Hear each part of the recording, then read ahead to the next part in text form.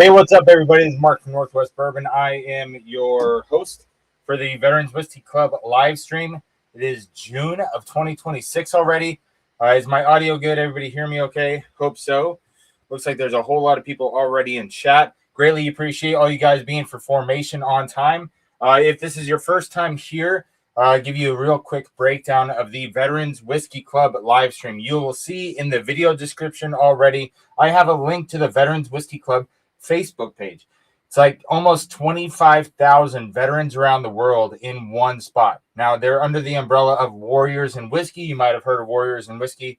They have a huge group like on Instagram and all sorts of social media. They also have their own whiskey brand called Brass and Anchor. This is from Warriors and Whiskey. And so if you are a veteran or if you know a veteran that is not already in the group, let them know. Tell them to join the social media groups because they have in-person get-togethers in different cities all over the country. And where'd my coin go? So they have their own challenge coin, Warriors and Whiskey, celebrating freedom one sip at a time. And on the reverse side is the Veterans Whiskey Club. So like I said, if you know a veteran or if you are a veteran that's not already integrated into that group, get into it because, as I was saying, they do in-person get-togethers in most major cities around the country. And so if you're not tracking that, then get tracking that because they kind of realize that our generation doesn't get together at the VFWs and the American Legions and stuff like that. When we got home from Iraq and Afghanistan, we sat on our couch playing Call of Duty and stuff like that instead of what our older generation of veterans would do is they would have to get out of their house to interact with other people and veterans. And, there's that camaraderie that they missed of being in the service. And so that's what we're trying to do here is get veterans together and just share veterans. Even if you're not a veteran, you're more than welcome to be here. You're more than welcome to hang out. You're more than welcome to jump on stage with me. Let me drop the link. I'm going to drop the link in the chat. So anybody who's watching live right now is going to be able to pull up a virtual bar stool and come hang out. No designated driver required. The way we do it is it's a DUI Prevention Task Force. We do not drink and drive, and we do not sponsor drinking and driving at all. We are a huge advocate against drinking and driving. And so that you're not at home drinking alone like I used to do, you can come online and drink with us. Roger. Sounds good. Let's see. There's already a bunch of people in the chat. I appreciate all you guys being here. There's too many names to just list name by name, but I just want to tell all of you guys that are here. I see all your guys showing up and being here. And just greatly appreciate you showing up, being at formation on time for the June of 2026 Veterans Whiskey Club. We have a lot to talk about tonight, guys. June is a very rich in history, in military history type. There's a lot that has happened in the month of June. But first, we are going to kick things off how we always kick things off, and that is with our Veteran Whiskey of the Month. So every month, first Saturday of the month, we are right here doing this show, the Veterans Whiskey Club live stream. And every single month, I have a new veteran-owned whiskey of the month to help share and broadcast to you guys. And most of them are brands that you're not very familiar with, like Old Soldier, Cold Zero, Brass and Anchor, Hoot and Young, Four Branches, lots of great veteran whiskeys. This is episode 38. So this is our 38th time doing this. And I'm just getting around to sharing with you guys. Did you guys know that the president and CEO of Bardstown is a veteran? Well, if you watched the interview that I did with Vince from Horse Soldier, he said that a lot of their stuff, a lot of their barrels and things are being stored at Bardstown because they know Mark because he's a fellow veteran. And it was during that interview, it was like, I didn't know the president of Bardstown Bourbon Company was a veteran. So I looked it up. I want to see it. Here we go. Hold on. Let me pull this up so I can show you guys what I found. Pretty freaking interesting.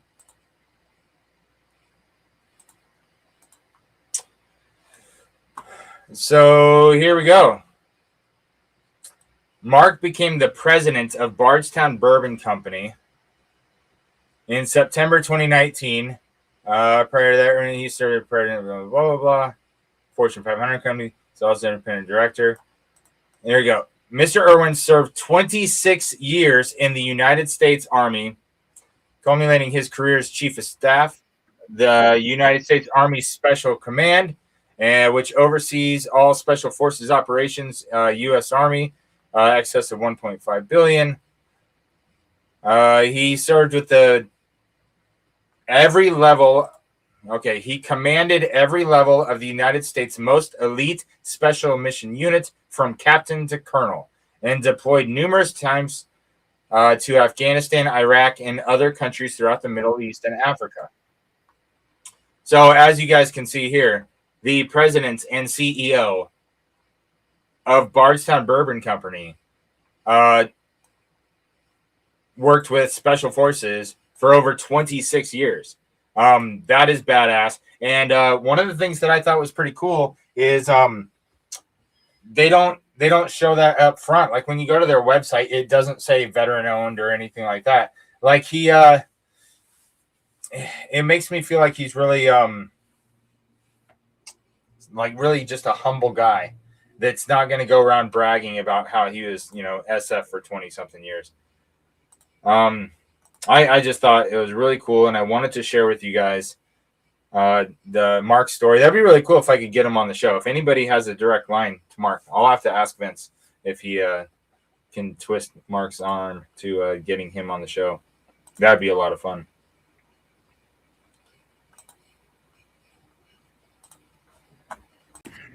Bourbon's in the house. Orlando's in the house. What's up, guys?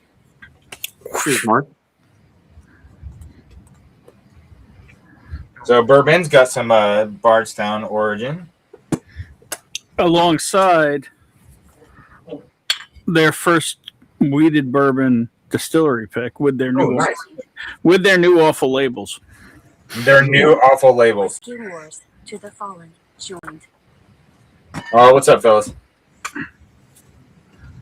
But I'm be drinking this with you. Cheers, fellas. Roger that. Because if you know, you know, and if you don't have a Bardstown Origin weeder, you're missing out on the $50 bottle that'll kill any Weller. I mean, so this doesn't say Bardstown on the label, but it's still Bardstown. That's true. So I am going to be pouring this in my U.S. Army glass. Joined. Because Mark over there at Bardstown was United States Army. Just like me. Except for he was at SF. He's kind of more of a big deal, but yeah, but I doubt he's been blown up this many times. Eric's in the house. Good to see you, Eric. Cheers, everybody. Cheers, Eric. Mark, I'm wearing my best friend's piss cutter. I know I'm not supposed to wear it, but I'm wearing it because he was my best friend, Marine Corps veteran. There you go. Operation Desert One. Well, why do you say you're not supposed to wear it? Well, because it's not mine. Oh, got you. Okay. But he passed, right, Neil? Yeah, he was my best friend. I took care of him for 7 years, and I found him. He checked himself, and he lived after he got out of the Marine Corps. He lived on the rails between California and Florida for 7 years. I finally found him. He checked himself into a VA hospital in Biloxi, Mississippi, and then they called me, and then I had him shipped up. He got on a bus, come back here in Michigan. Then I got him hooked up to through a VA housing and got a house down the road from me. I took care of him for 7 years, and then he got cancer and passed away. I had to go over there twice a day and give him his medication. He was a great guy, but man, I'll tell you, the things he went through and stuff, it just Yep. He was lucky he had somebody that took care of him, Yeah. And that's why Neo's a freaking badass. Yeah. So Neo, can you tell me a name? I can write his name on the board. Robert Gottschalk Jr.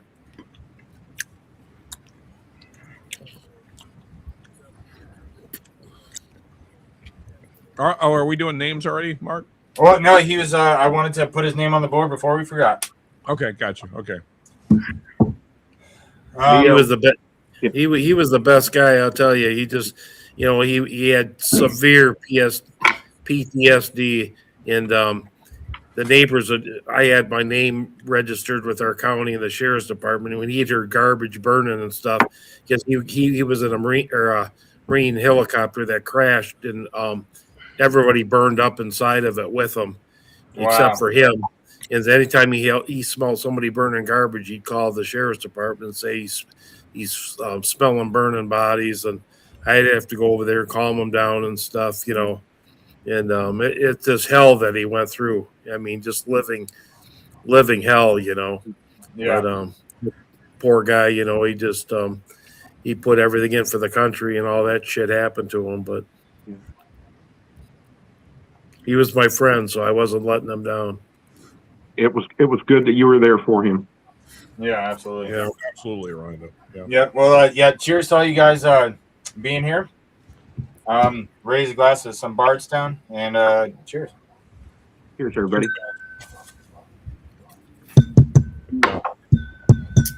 God, I love that bottle.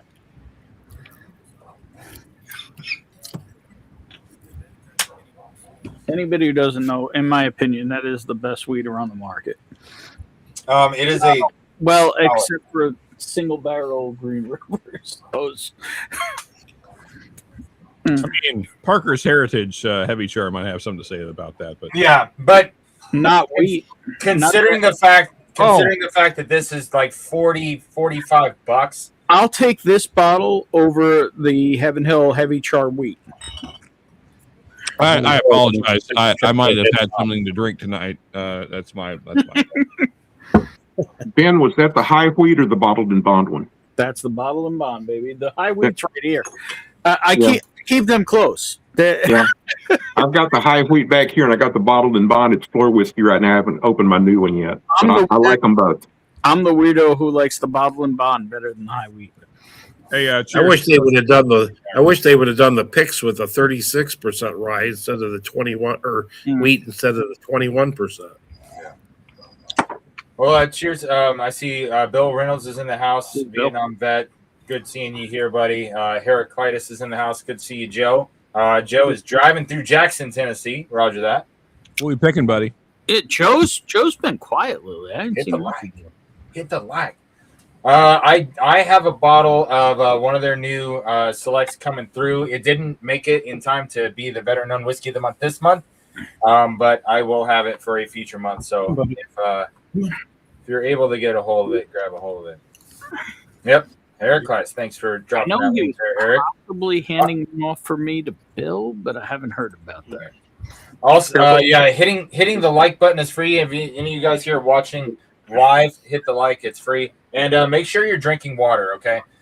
Just like putting on your mask before helping a child put on their mask, we've got to take care of ourselves first. So we got to make sure we're drinking more water than we're drinking whiskey. Because if we don't take care of ourselves, then kind of screwed. Can't take care of yourself, you can't take care of anybody else. Mm-hmm.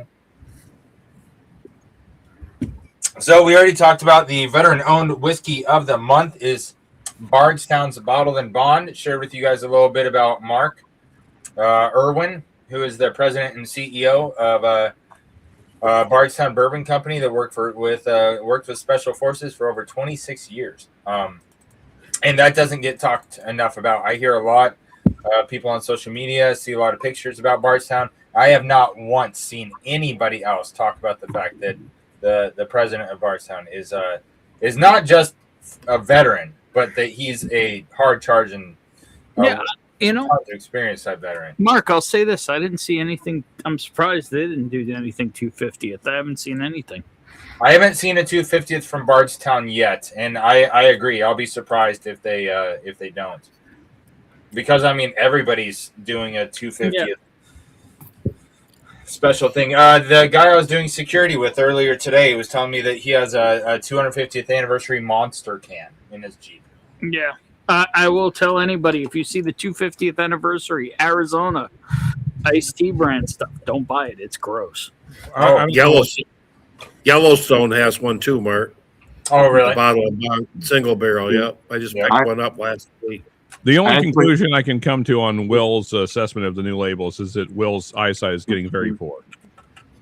I actually had a friend send me a pic. He picked up a Rittenhouse Rye 10-year 250th anniversary bottle. Oh, really? Wait, he got you the 10-year? No, he picked up one for himself. I didn't ask for one. Oh, I didn't even know they existed. I'm Yeah, asking. I'm looking. They're I'm looking for $100 the at 10-year. M&L. I'm asking for one. I'll check and see if he can grab another one if there's any available. Nah, if he gets another one, you get it. They're $200. No, they're not. They're $100. No, they're not $100. Where I saw them, they were $199. I was kind of like, what? Hey, we should argue about this for a while. during Yeah, the- we should. I'll check with him and see what's available. Wood Hat's got a 250th anniversary bottle out too. But I Oh, they think it's do? pricey. Wood Hat's 250th anniversary was actually blended by Irene Tan. Oh, really? Wow. So it's I have a funny. bottle of that coming via her. I have never heard you guys talk about Wood Hat before. It's funny. I have 3 bottles of Wood Hat right next to me because my buddy went to Missouri, went there, tried it, bought a few bottles, and then brought them here for me to do a fresh crack review when I have the owner on for an interview, and I've been trading phone calls with him. Mark, you haven't made that happen yet. I can break an arm and make that happen. I have his personal cell phone number. We've been playing phone tag with each other. I know, but like Irene and him are like this. Okay. Our bourbon group's got a pick. They did. It's coming in July from Wood Hat. Mark, do you want me to see if I can get you one of those 250s? That'd be awesome. They're through them. They're $2. Through her, maybe a Yeah, buck. they're expensive. Wow. Yeah. A little pricey. I looked them up online the other night. Or you could just have a sample of mine. Well, you know, if it's a 250th commemorative thing, I want it. Mm-hmm.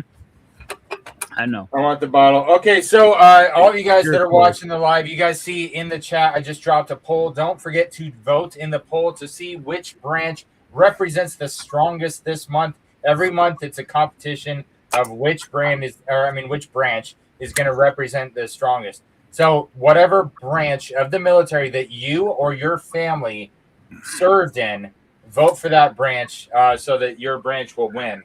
Now, YouTube only allows me to have 4 options. That is the maximum. Or else I would have 8 options and have every branch separate.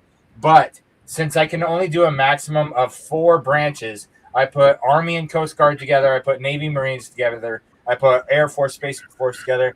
I had to leave a spot for other countries' military because there's a lot of coalition forces that are, friends that either we deploy with or that watch this show. Want to invite everybody to be here and be included. And so if your family or if you yourself served in another country's military, then vote for that. We have not had that option win yet. I think all 3 of the other ones have won before, but we've never had the other countries win before. One time they got up to 3rd place, but love for them to win one of these days. Yeah. Drinking more whiskey than water. Check. William Hall, you're close, buddy. You're close. Been spending weekends socializing. Oh, dude, network. Yeah, network, Joe. Get your networking on. Didn't know Rittenhouse was doing a 250th. Roger that. I've been looking for the Evan Williams 250th. These single barrels are pretty hard to find because the word has gotten out. The word has certainly gotten out that those are freaking good. And they're only like $45. And so people are clearing shelves when they see them. Mhm. I can find the 1.75 liter. That's just the standard stuff. It just has the commemorative label. Same with the 1783. I can go grab a case of those tomorrow. But the single barrels, those are pretty hard to find. I need the Wood Hat. I'm looking forward to having on him. He seems like quite a character. They're available on the website, but they're not cheap. I can help a little bit, possibly. Do you Wood have? Hat, they're amazing bottles. Well, be on the lookout for because I'm going to be having him on for an interview soon. Now, he's not local, and as far as I know, he doesn't have anybody on his main crew that's a veteran that I know of. But I've been to Missouri many times, and one of my buddies picked me up some of his bottles, and I'm going to do a special edition interview with him. Mark, do you have an Evan Williams single barrel 250th? Yes, I do. Okay. But Okay. I'm always on the lookout for more because I want as many different single barrels as I can find because they're fantastic. They're only like $45. They got it when they first got released in the Metro Detroit area stores. They had cases and they were advertising that no limit, and they were selling them by the case. They haven't thing been. It was this crazy. I got one friggin' bottle. Troy's in the house. What's up, Troy? What's up, buddy? Good to see you. Holy crap! Look at this at a different spot. Like I don't recognize this. Tracy, when somebody's been in two different branches, Background over here too. I see it. Hi, Laura. Hi, Laura. We saw the wave. Here, here's Troy. I'll slide over so you can. She is chilling. Great chilling. So, Tracy, what I recommend to people to do is to this month vote for one branch, then next month vote for the other branch, and just alternate. It's Navy first time, Air Force second time. Yeah, so vote for Navy today and vote for the Chair Force next time. I mean Air Force. Okay. My heart is with the U.S. Navy. Yeah, vote Navy. Thank you for those reserved. Yes, we are going to get into that after we honor the fallen. We're gonna pour a glass to the fallen first, then we're gonna get into history of June. And like Ben from the North and some other people brought up in the comments earlier, today is the anniversary of D-Day. And so I'm gonna write D-Day on honoring the fallen.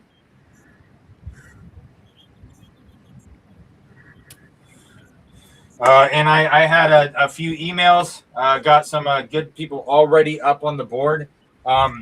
Just to share with you, because any of you guys watching in the chat right now, there's the expression that really is near and dear to my heart when it comes to losing a loved one.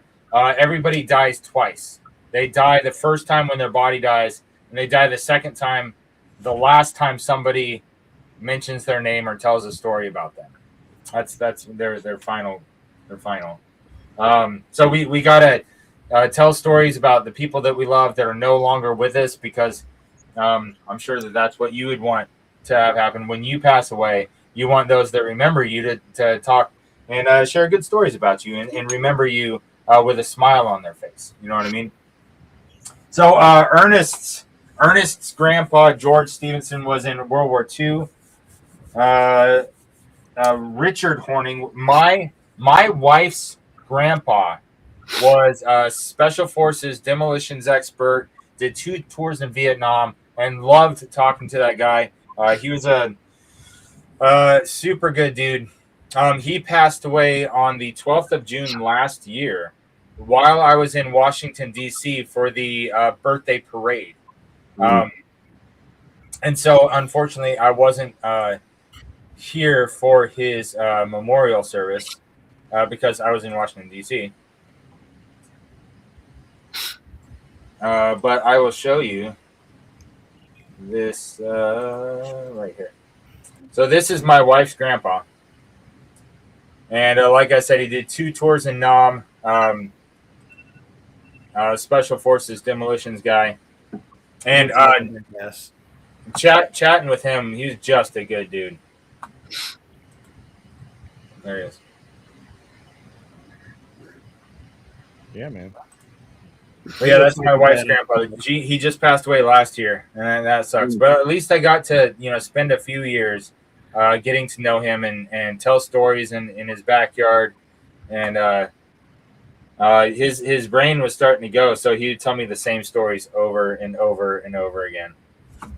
You loved every minute of it, didn't you? Oh, I did. I loved it, man.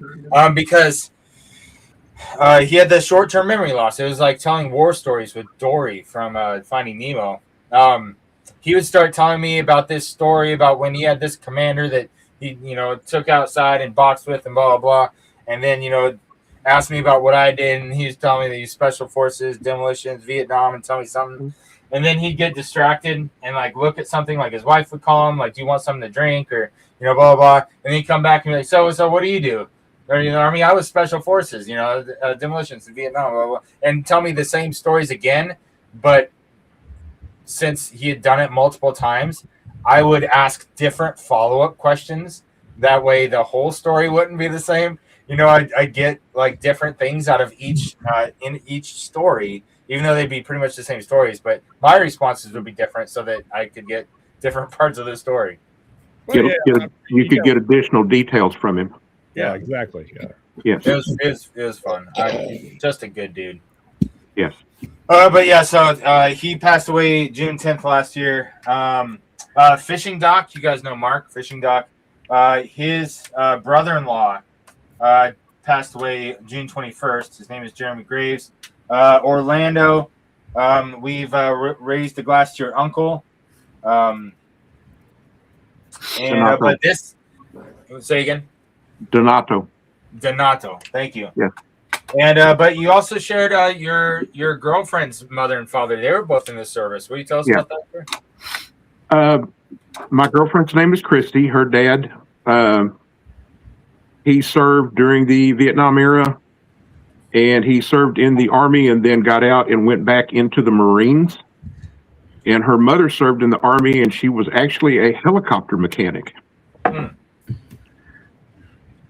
Very cool. And so I've got their names on the board. William and Sally. Yes.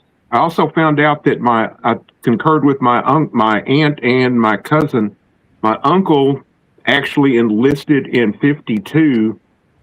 He was during the Korean War, but he was stationed in Germany at that time. Gotcha. So he did 20 years. He went in 52 and got out in 72. Gotcha. I got both of their names are on the board as well.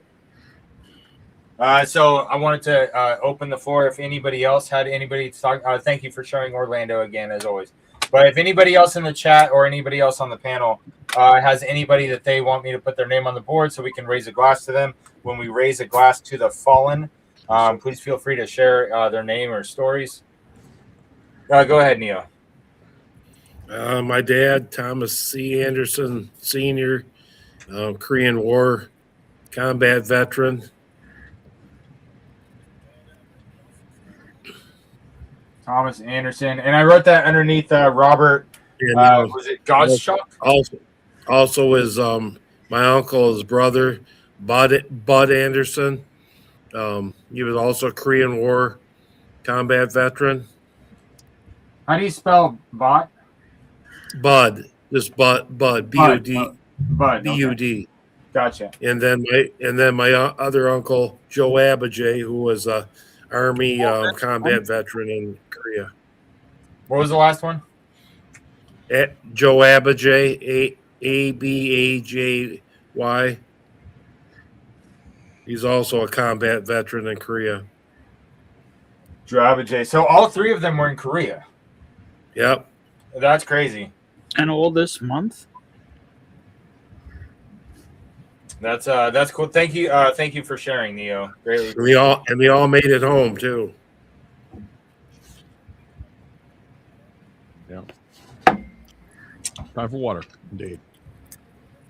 Wife's grandpa was in World War II. My old man, two uncles were in. Oh, that was you. Yeah, thanks for sharing, buddy. We'll accept no cams. What's up, Bourbon? Arnold the Golden, U.S. Marine Corps. This one's a little rough. This is my grandfather. I'm actually sharing a photo right now. Tonight, right now, is the anniversary of his passing 11 years ago. Oh, gee. Wow. And what was his name? Arnold the Golden.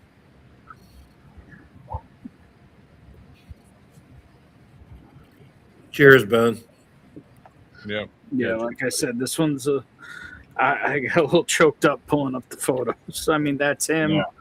You know, that's him right there in that photo. That's him. Yep. But I'd rather show a photo of him smiling, because the one thing my grandfather had that you'll never see from me is one of the biggest smiles you'll ever see. It's not true. I've seen Ben smile. So No, not like my grandpa. So like here he is with one of my nephews back in the day. So like he had a huge smile, and he lost his brother. The one I talk about all the time was his brother that was lost in the South Pacific. Oh, right.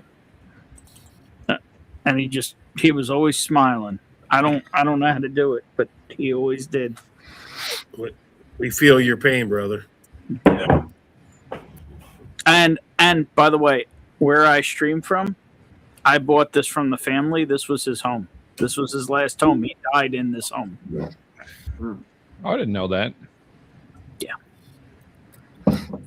Jerry. I did it to keep it in the family. Yeah. Thanks, Chris. Appreciate you sharing, buddy. I mean, in some ways, though, that's kind of cool, but though, Ben, that's kind of awesome that you have your grandfather's place. I mean, I completely And Tracy. I literally ripped out the Thank ring you. into the studs because I just couldn't go in there. But Yeah, I get you. Yeah. Richie Z, cheers, buddy. Cheers, Richie. Here's Richie. Oh, what's up, Richie? sorry.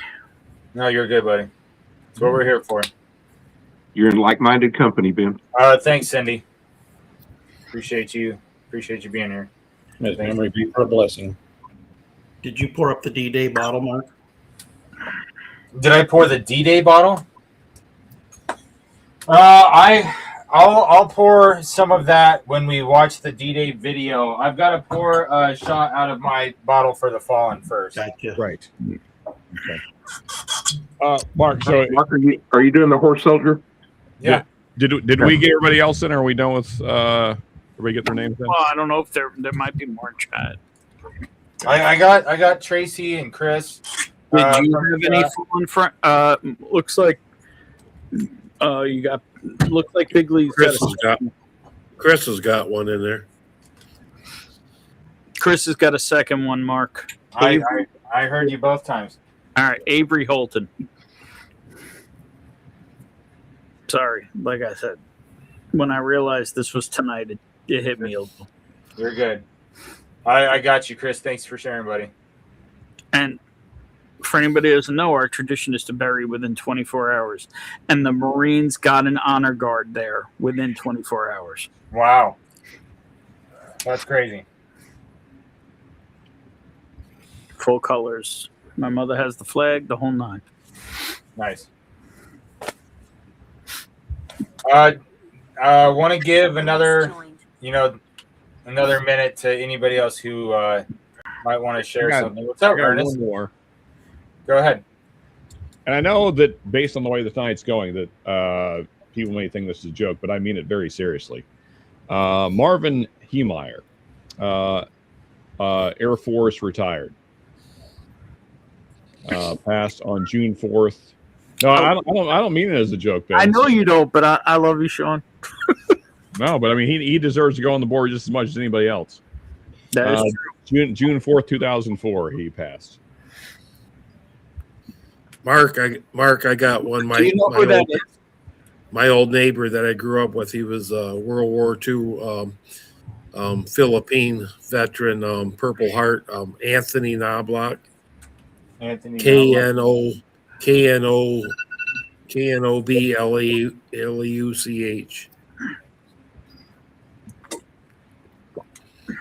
Anthony Knobloch. He was, I'll tell you what, that guy never spoke. I mean, he always, when you looked at him, he just, you always could tell he had something on the back of his mind. He was just, he just, shell shocked or whatever you want to call it. Just, Yeah. Mark, I'm just looking back in chat. Did you get all of Tracy's? I got one from Tracy. She has two. Raging Cajuns got one. And JD Bourbon Approach has one. Nice.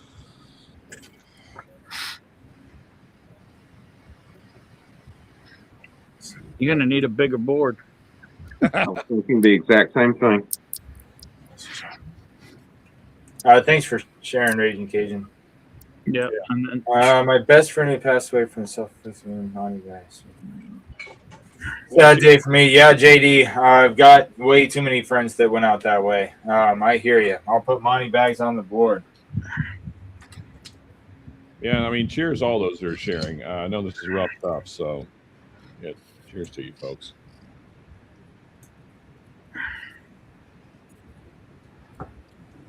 Money bags. And then Tracy had Kenneth Adams, Lonnie Royals. I don't know if you got those, and Rayford Barbie.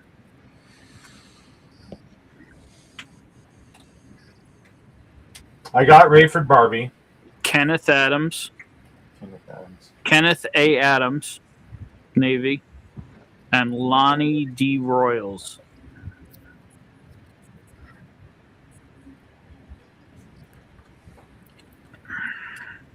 Cheers, Ernest. Cheers. Yeah, cheers, I Ernest. have to take this photo of my grandfather off the screen. It's killing me. Sorry. I didn't need to say that out loud, but my bad. It's okay.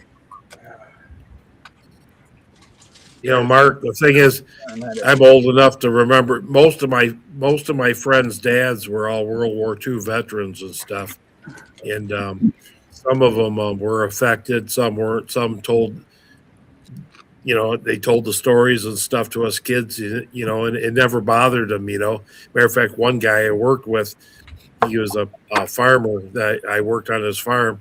He showed us a Nazi helmet with a bullet hole in it and told us the whole story about shooting the dude and all that stuff. Never bothered him, but other guys, you know what I mean? It just extremely affected them. It's just strange how different people reacted to the whole, you know, the whole aspect of the war, you know, which was bad. No, I know what you mean, Neil. We had that conversation. I don't remember if it was last month or the month before that when we talked about how differently PTSD affects different people. To where like I'm in a convoy in Afghanistan, IED goes off, there's bombs and bad guy stuff. Then we go back to the chow hall and we can talk about it in like all excited from the adrenaline and stuff like that. And then there's, one guy in our platoon that's just still just scared to shit, feeling like he's going to die every second, and goes and talks to the first sergeant about transferring out of our platoon because we're too much for him. Like he just could not handle it. Like how people that have been in a car accident and they have like legit PTSD from their car accident. When other people that have been in 24 car accidents and it's just not a big deal to them. It affects everybody differently. Poor decision pairing. If somebody hasn't dropped the link to their channel in the chat, please do so. They said that they have too many family is served to be listed. Family has served in every war since the Civil War and every branch except the Coast Guard. Roger that. Hey, thanks for being here, PDP. Well, Mark, if I could, well, go ahead. Hang on. I just want to clarify, PDP. We generally, the way Mark honors them here, generally is their year, the month of their birth, or the month of their passing. Yeah. Cool. So that's how we narrow it down to the particular month of the veteran life. Yeah, what we're doing this month. Yeah. Well, I thought they were stating that mainly on voting in the poll of where okay. I thought it was honoring the fallen. It could have been. Okay. Yeah. My bad. And cheers, Brandon and Mary. A little bit of both. Yeah. All right, Sean, what's up? If I could just briefly add to the PTSD thing, and I haven't served. Just want to be really clear before I say what I'm about to say. But so I mean, because Mark, a lot of us have actually had conversations backstage about these kind of things, and to that as well, like I'm always surprised by how things affect people later. It's a brain thing. Like, so you might be fine the day it happens. You might be fine the week after it happens. You might be fine a month after it happens. Mm-hmm. It might be 10 years and you're fine. But then all of a sudden, then your life sucks, and you can't really figure out why. But yes. And, and I know Mark, has known a lot of guys, unfortunately, that have gone through that kind of stuff. And so, yeah, it's and I feel like we're really underserving these guys. So I hope that things change soon. But yeah, I mean, there's a lot of guys needing help. So, but you know, the thing is, I've said it before. Like my old man he was never there for us kids. He'd go to work. Exactly. He'd come home, sit in his chair, pop his beers, watch his TV, you know, do his ham radio thing. And the thing is, he lived into his 90s, and finally, just before he died, he started coming back to normal and talk because apparently his brain forgot about the stuff that bothered him all them years. But the thing is, we never had him as a dad. We never actually considered him as a dad. He never gave us any advice, nothing. I mean, he was always in his own little world, which unless you had to experience that, you know, it was hard, you know.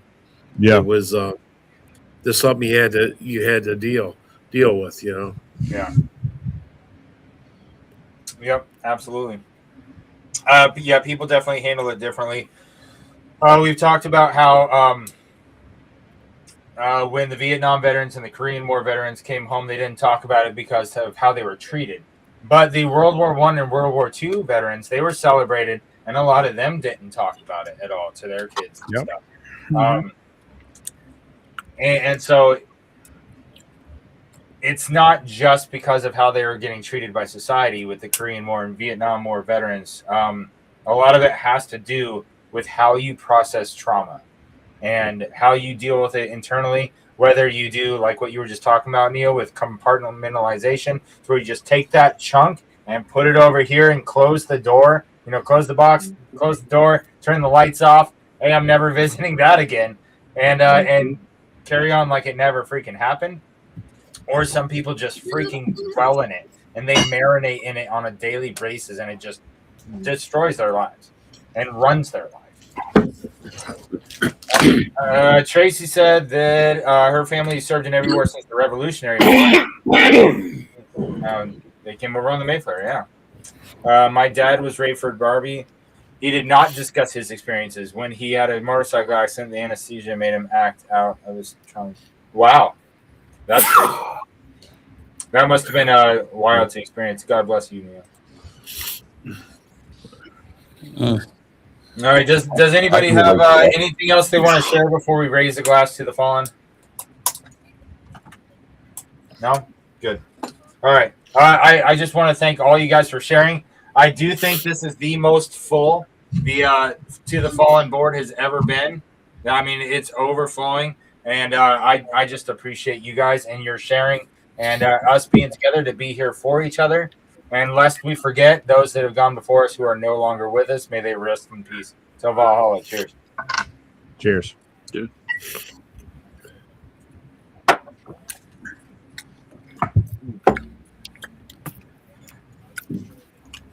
One shot doesn't feel like enough tonight.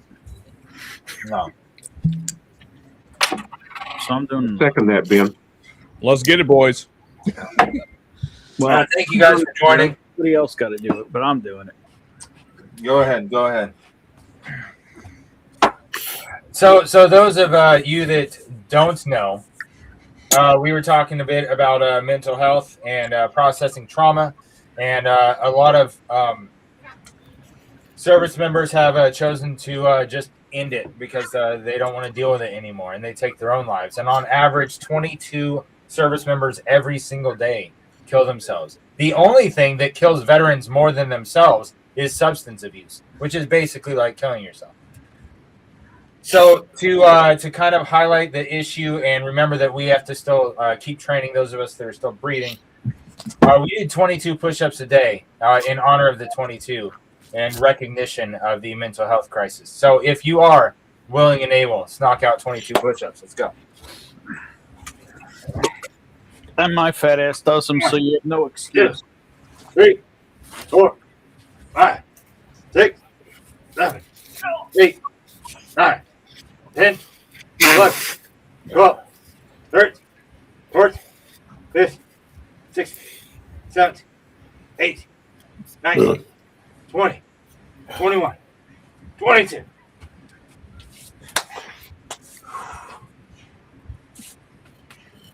Oh my goodness. I'll drink more water.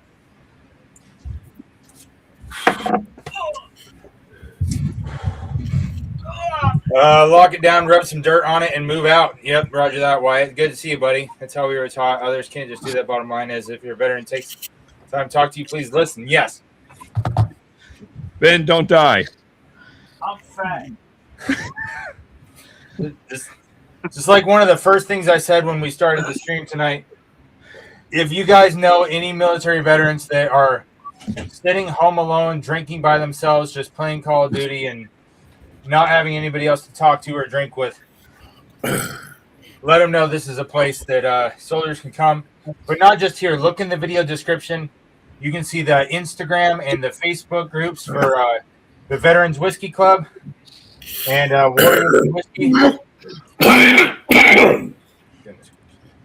So Warriors and Whiskey and Veterans Whiskey Club. Get them on there. Have I showed this before? Our grandpa was supposed to be starting Grand Johnson hospital footage. No, I didn't. Richie Z knocked out 22. Good job, buddy. Cheers, Yeah. Richie. To Mark's point, I mean, this isn't even my channel, but I'd love to see like 1,000 veterans in chat. That'd be amazing. That would be awesome.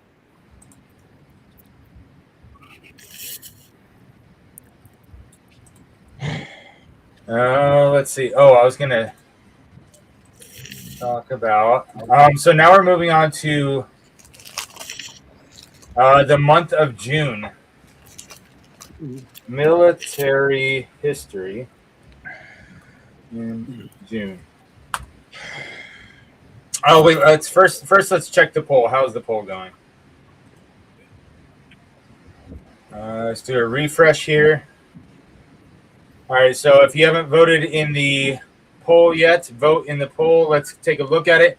Army Coast Guard is leading the way at 51%. In second place is Navy Marines at 28%. Other countries' military is in third place at 12%, and Air Force, Space Force is trailing at 9%. Roger that.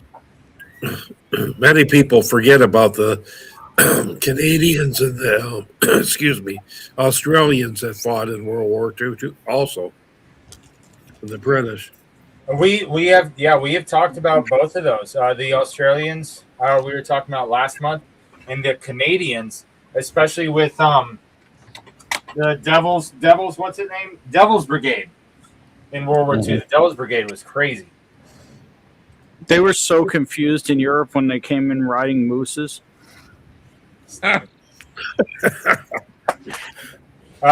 Plural, it's meese. Ben, it's meese. Mises. Yeah. Mises, the Mises, yes. How's it going?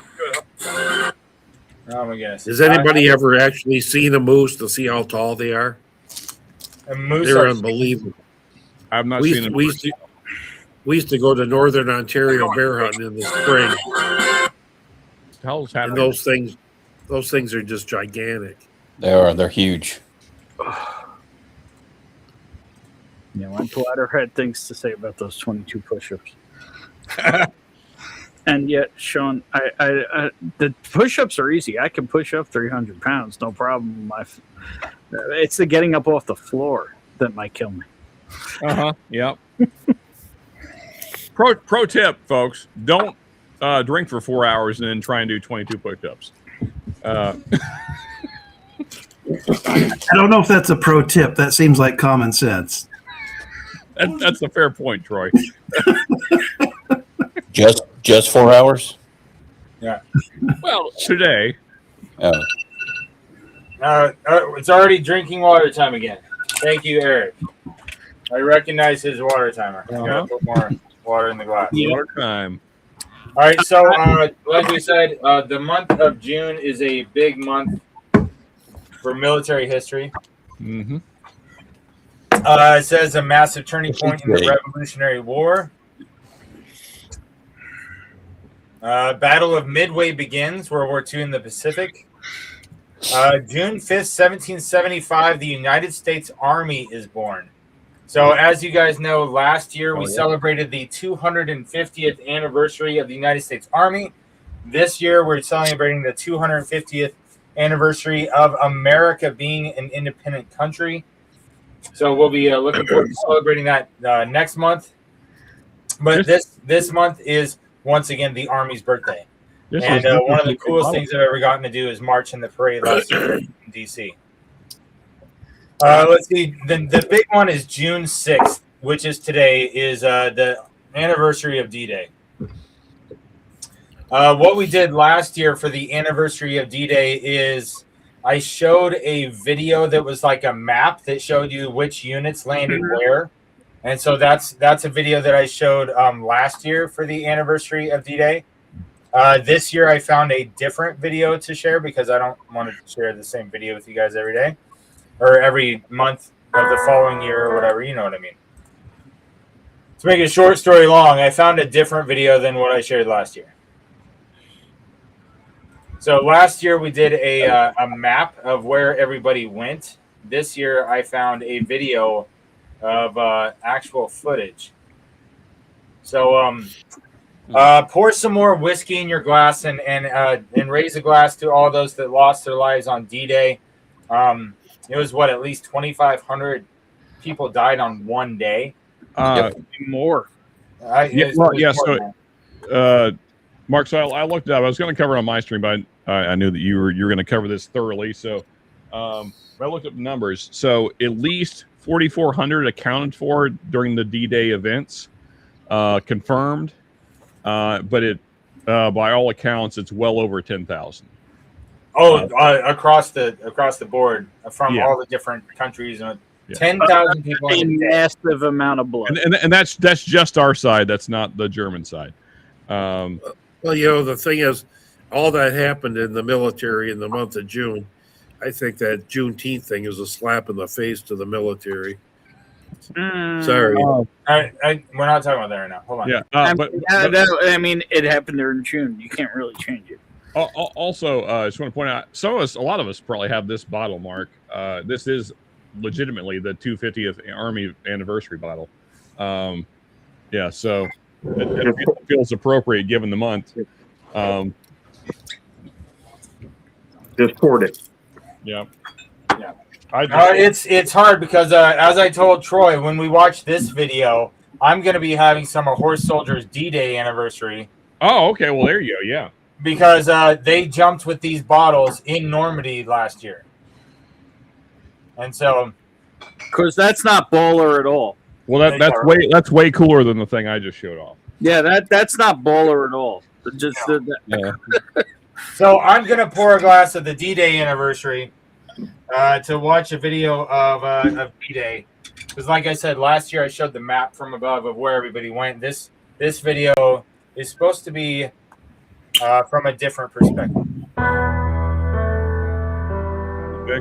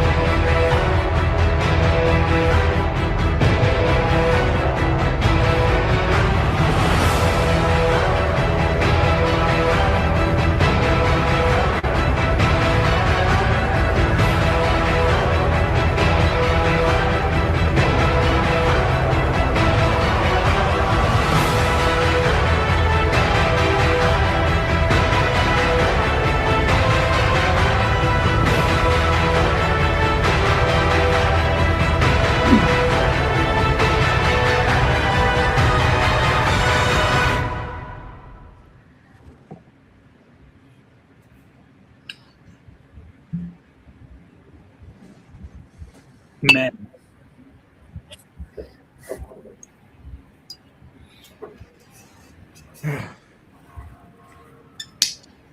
You're muted, Bart. You muted, Mark. I'm tracking. Goodness, give me a second.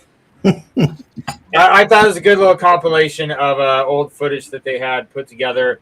Of course, a lot of those beach landing scenes were on beaches that were not super hot because you could tell that the guys had room to get out and run. It wasn't like there was guys walking through the water. So yeah. Yeah, and so we know that not every beach got landed on as intensely as Normandy did and some of the other ones. Yeah, And some so of that you got the combat cameramen out there doing their thing. And I've shared with you guys some combat cameraman stories that I had in Afghanistan because my second deployment, we were hot shit. Our second deployment, we were finding bombs and bad guys left and right, really kinetic, and we were just doing it really well.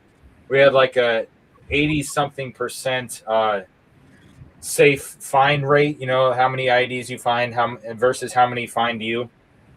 We were just killing it that year, and we had a stellar dismount team. I'd be dismounted, and we had this one freaking nerdy combat cameraman that was out there with us for a week straight.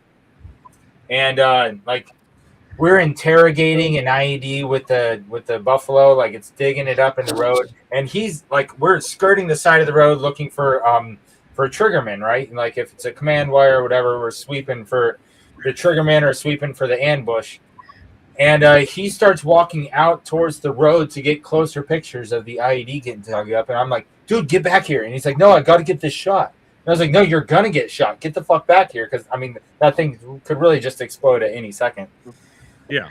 And so we're walking along, and we're rocking next to a calotte wall, which is just a mud wall surrounding the compound. Then, like rounds start hitting the wall around us.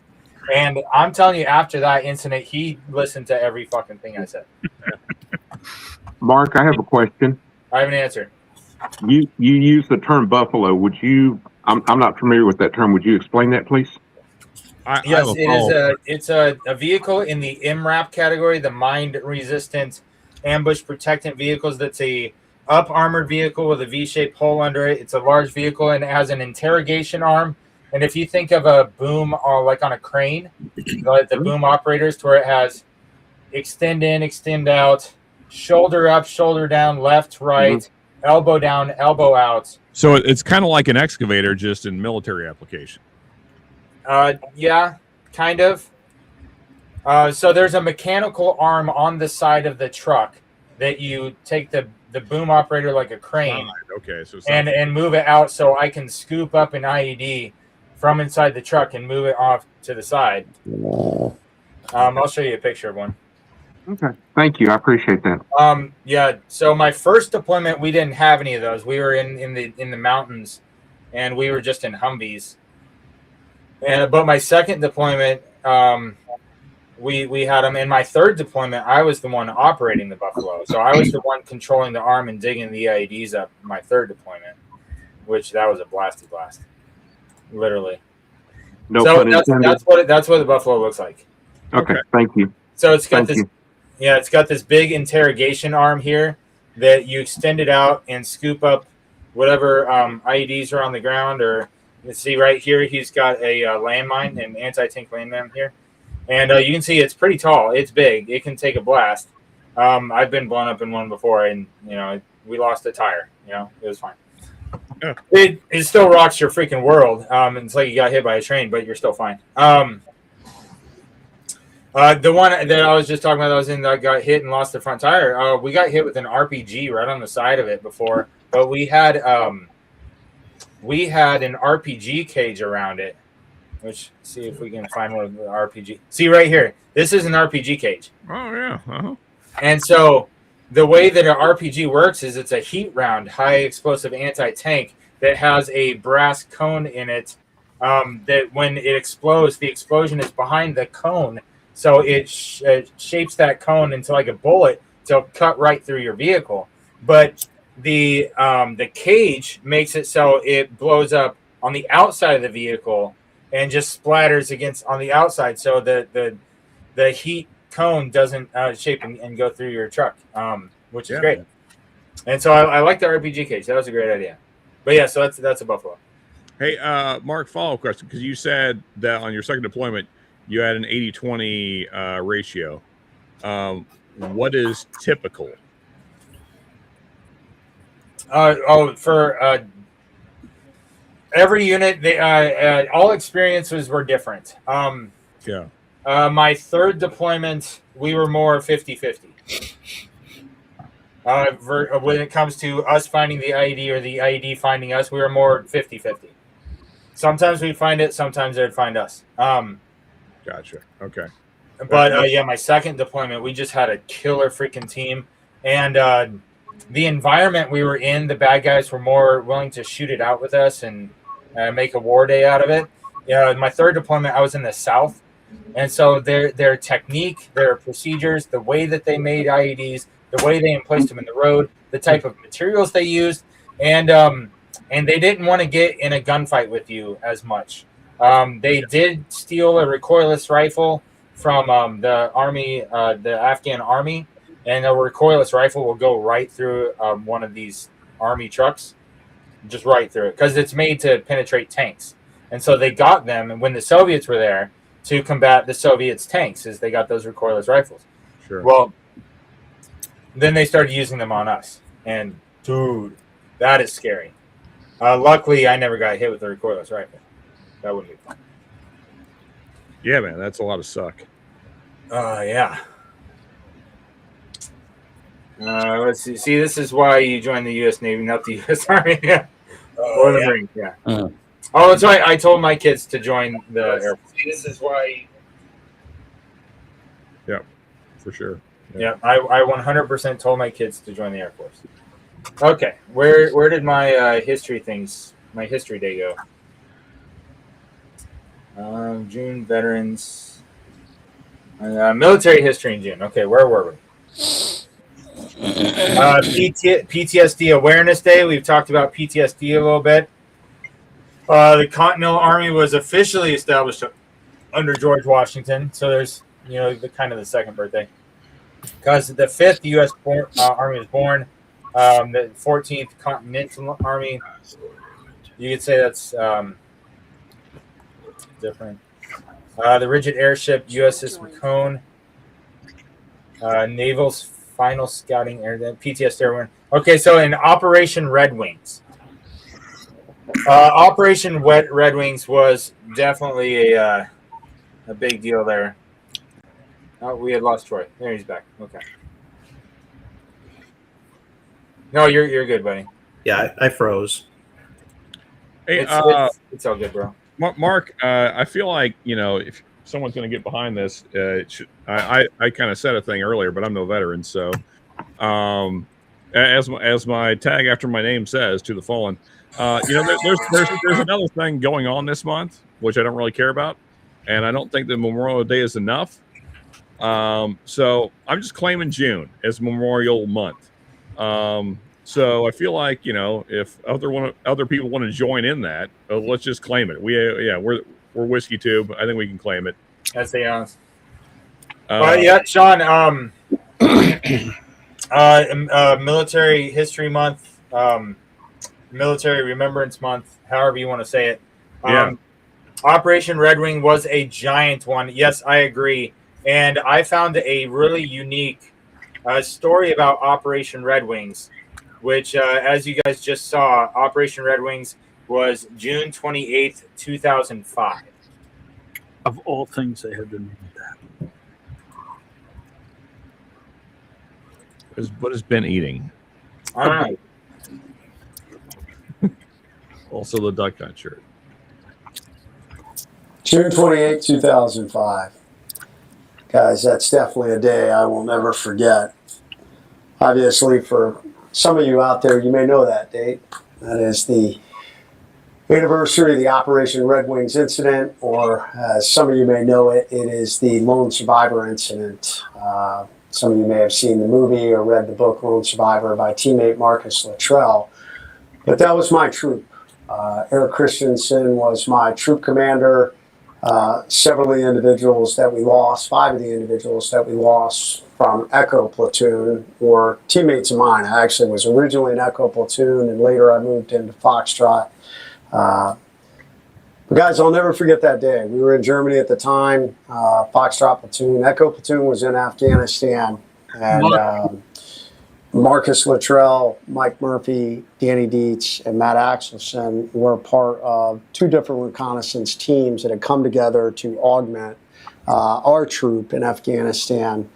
And they were conducting a reconnaissance mission up in the Korangal Valley of Afghanistan to go after a high-level Taliban commander, Ahmad Shah. And if the reconnaissance team got eyes on, it would launch the assault team led by Lieutenant Commander Eric Christensen and several of my teammates comprised of SEAL Team 10 and some other teams. And Foxtrot platoon, the other part of the troop, we were in Germany standing the Maritime Interdiction Operation mission. We were on standby, and we were only 1 week away from what we call a rotate in place. So we were gearing up to rotate into Afghanistan to relieve those guys. We were going to relieve Echo platoon, and Foxtrot would take over the Afghanistan mission. And I'll never forget, man, I'm in Germany, and I walked into the platoon space, and the guys were all crowded together in the room, and I said, "What's going on?" And they said, "Hey, our one of our helicopters got shot down in Afghanistan." And I was like, "What do we know?" And they were like, "Nothing." And man, we started calling. We went to our own secure communications room there, and we were trying to get information, and it was pretty frustrating. But things started to come out. We started to learn that that the helicopter had shot down. We still didn't know if there were any survivors. There were, we started to realize that Marcus Luttrell was on the run. Some of the stuff I can't talk about, that'd be classified, but there were just some indicators that we knew from being involved that Marcus was still alive. We still didn't have confirmation. Several members of our troop, our senior chief, immediately launched and headed to Afghanistan and left us to, hey, start packing up. We're probably going to be heading to Afghanistan immediately. Probably a few days went by, and we found out that everybody had been killed on the helicopter. And I found out we had lost Eric Christensen. We had lost Mike McGreevy, who I'd known for many years, as a teammate and friend at SEAL Team 4. Mike had actually come to my house to recruit me to be in his platoon, to be an Echo platoon originally before I got moved. We lost Jacques Fontaine. We lost the LPO, Jeff Taylor, JT, and Jeff Lucas were all part of my troop, along with, of course, all the other guys we lost that day. I also found out around this time, several days later, they had recovered Marcus, and they had recovered the bodies of Danny Dietz and Mike Murphy. And we hadn't heard any, none of the stories about what happened had come out yet. That would be months before we would come to find out what Mike Murphy did that day.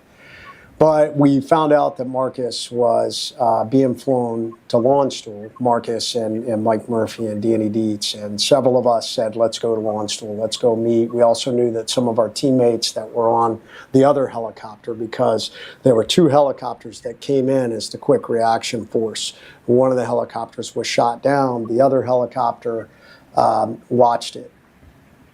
They literally were looking out the window and saw their teammates get shot down, and they weren't allowed to land. They were told no because it was too hot, the gunfight was too engaged. And I know some of you may not understand this. I'm not gonna backseat quarterback this.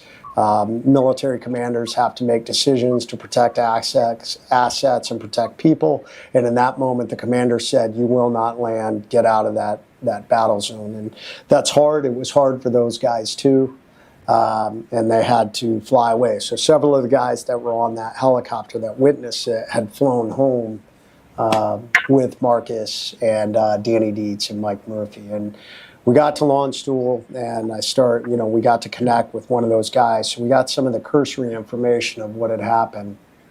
And when we fly fallen teammates home, they always have individuals who come with them, who escort them home. And those guys had been with them for at least a day now from that flight out of Afghanistan. And we told them, why don't you guys take a break? And we went on the aircraft with Mike Murphy and Danny Dietz. And I had never met Mike Murphy. I had met Danny a couple of times. He was at SDV Team 2, which was right across from SEAL Team 4, but I didn't really know him. I just remember looking at those flag draped caskets as we sat there, you know, for those guys to grab some lunch and take a break and just. Mm. Mark, you're muted. Sorry about that. I didn't mean for the crazy YouTube ad to cut in, but I wanted to share with you guys a little bit of background of what Operation Red Wing was. That it was an entire Chinook helicopter full of a whole platoon of SF guys going into Afghanistan, and they all got killed with one RPG that just took out the whole helicopter. Absolutely terrible for the SF community, especially the people that were in that. Oh, but moving right along, unless anybody has anything that they want to bring up before we get into a Medal of Honor recipient. Was that the end of the video, or you just killed it?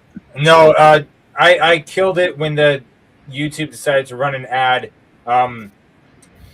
It was going on a lot further than just talking about Operation Red Wing. He was talking about like more following stuff that happened, Right. and I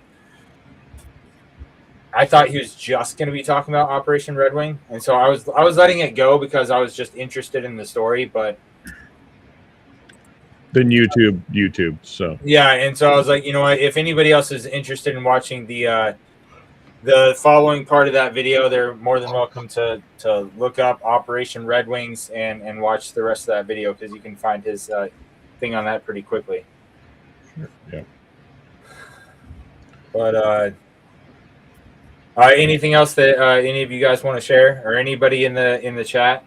Do you know my friend Jeff Nichols? I don't believe so. Yeah, I'm not sure. Go watch him on Sean Ryan. Yeah, Sean Ryan does great. Yes, sir. Has great guests. He was obviously combat injured. Do you know what happened to him? I don't know the whole story of what happened to him. Yeah, I'm just saying you could tell there was some definitive burns or. Yeah, I'd say more than burns. Yeah, I'm just saying his left. Let's see. I want to say, if I remember the interview right, I'm pretty sure. Now I don't want to misquote it though. I don't want to misrepresent it. From what I remember from the interview, he got shot in the face with an AK-47. Wow. I mean, also he has a lot of muscle and tissue loss on his left. And came home to tell about it, which is insane. Yeah, so he's been through it. Yeah. Might have gotten blown up, but yeah.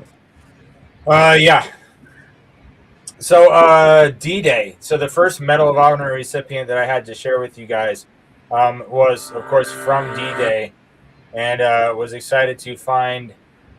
It's a pretty quick, pretty short video. You know how many freaking Medal of Honor recipients are probably possible from D-Day? Yeah, you're not. Yep. No, there's a bunch. No, I'm saying how many didn't get it that probably should have. Probably hundreds, probably, yeah. If not thousands. Yeah. Well, I know that when I looked up how many Medal of Honor recipients had actions that took place in the month of June, it was over 100. Makes and sense. So I'm telling you guys, the 3 videos of Medal of Honor recipients from the month of June are from the list of 100 I pulled up to pick from. So I picked these 3 very intentionally to share with you guys. I wish I could just give you cliff notes of all 100, because I think all of their stories deserve to get told. But as you guys know me, I'll be here next month doing this again, sharing their stories. So this is just one of the many D-Day stories that took place that I'd like to share with you.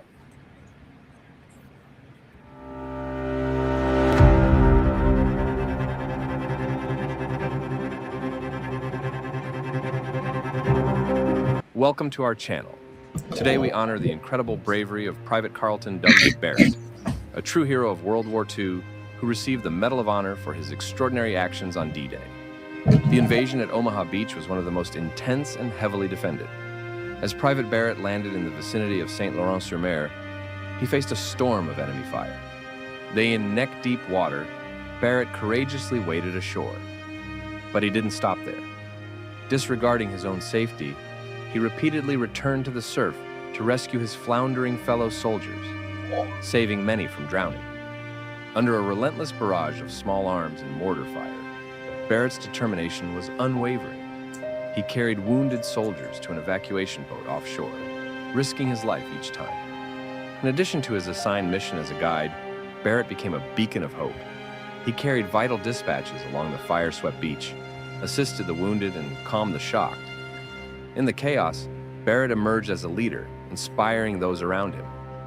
For his gallantry and intrepidity, at the risk of his life above and beyond the call of duty, Private Carlton W. Barrett was awarded the Medal of Honor.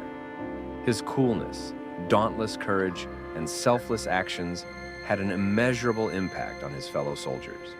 Private Barrett's story is a testament to the highest traditions of the U.S. Army and the extraordinary heroism displayed by so many during World War II. We honor his memory and the sacrifice of all who served. Thank you for watching. Please like, share, and subscribe. Water. I'm hearing the timer. It's already time to drink water again. Thank you so much. In this video, we're going to hear Dick Winter's comments. Hey. Hold on. Yeah, I wanted to What tell was you it? again. Anyway. So drinking water. Dick Winters. Easy. I love company. Band of Brothers is like one of the best shows ever. So Sean, I'm catching up with the 250th. I'm with both of y'all on that one. So the story that just got told about him. Good old what's his name? Carlton Barrett. Carlton Barrett. You hear many stories of people on the beaches and stuff like that during D-Day that were, saving people's lives, like the guy from Heartbreak Ridge, Tom Highway, I think his name was. He was going out and pulling people off the battlefield and pulling them into safety, right? You hear a number of stories that have that kind of, like they're pulling people back from fire and stuff like that. His, I thought, was interesting because he was going out into the water to save guys that had either jumped off the sides of the boat or whatever the case may be and were drowning. And he saved like a dozen guys by going out into the water and pulling guys drowning out of the water and saving.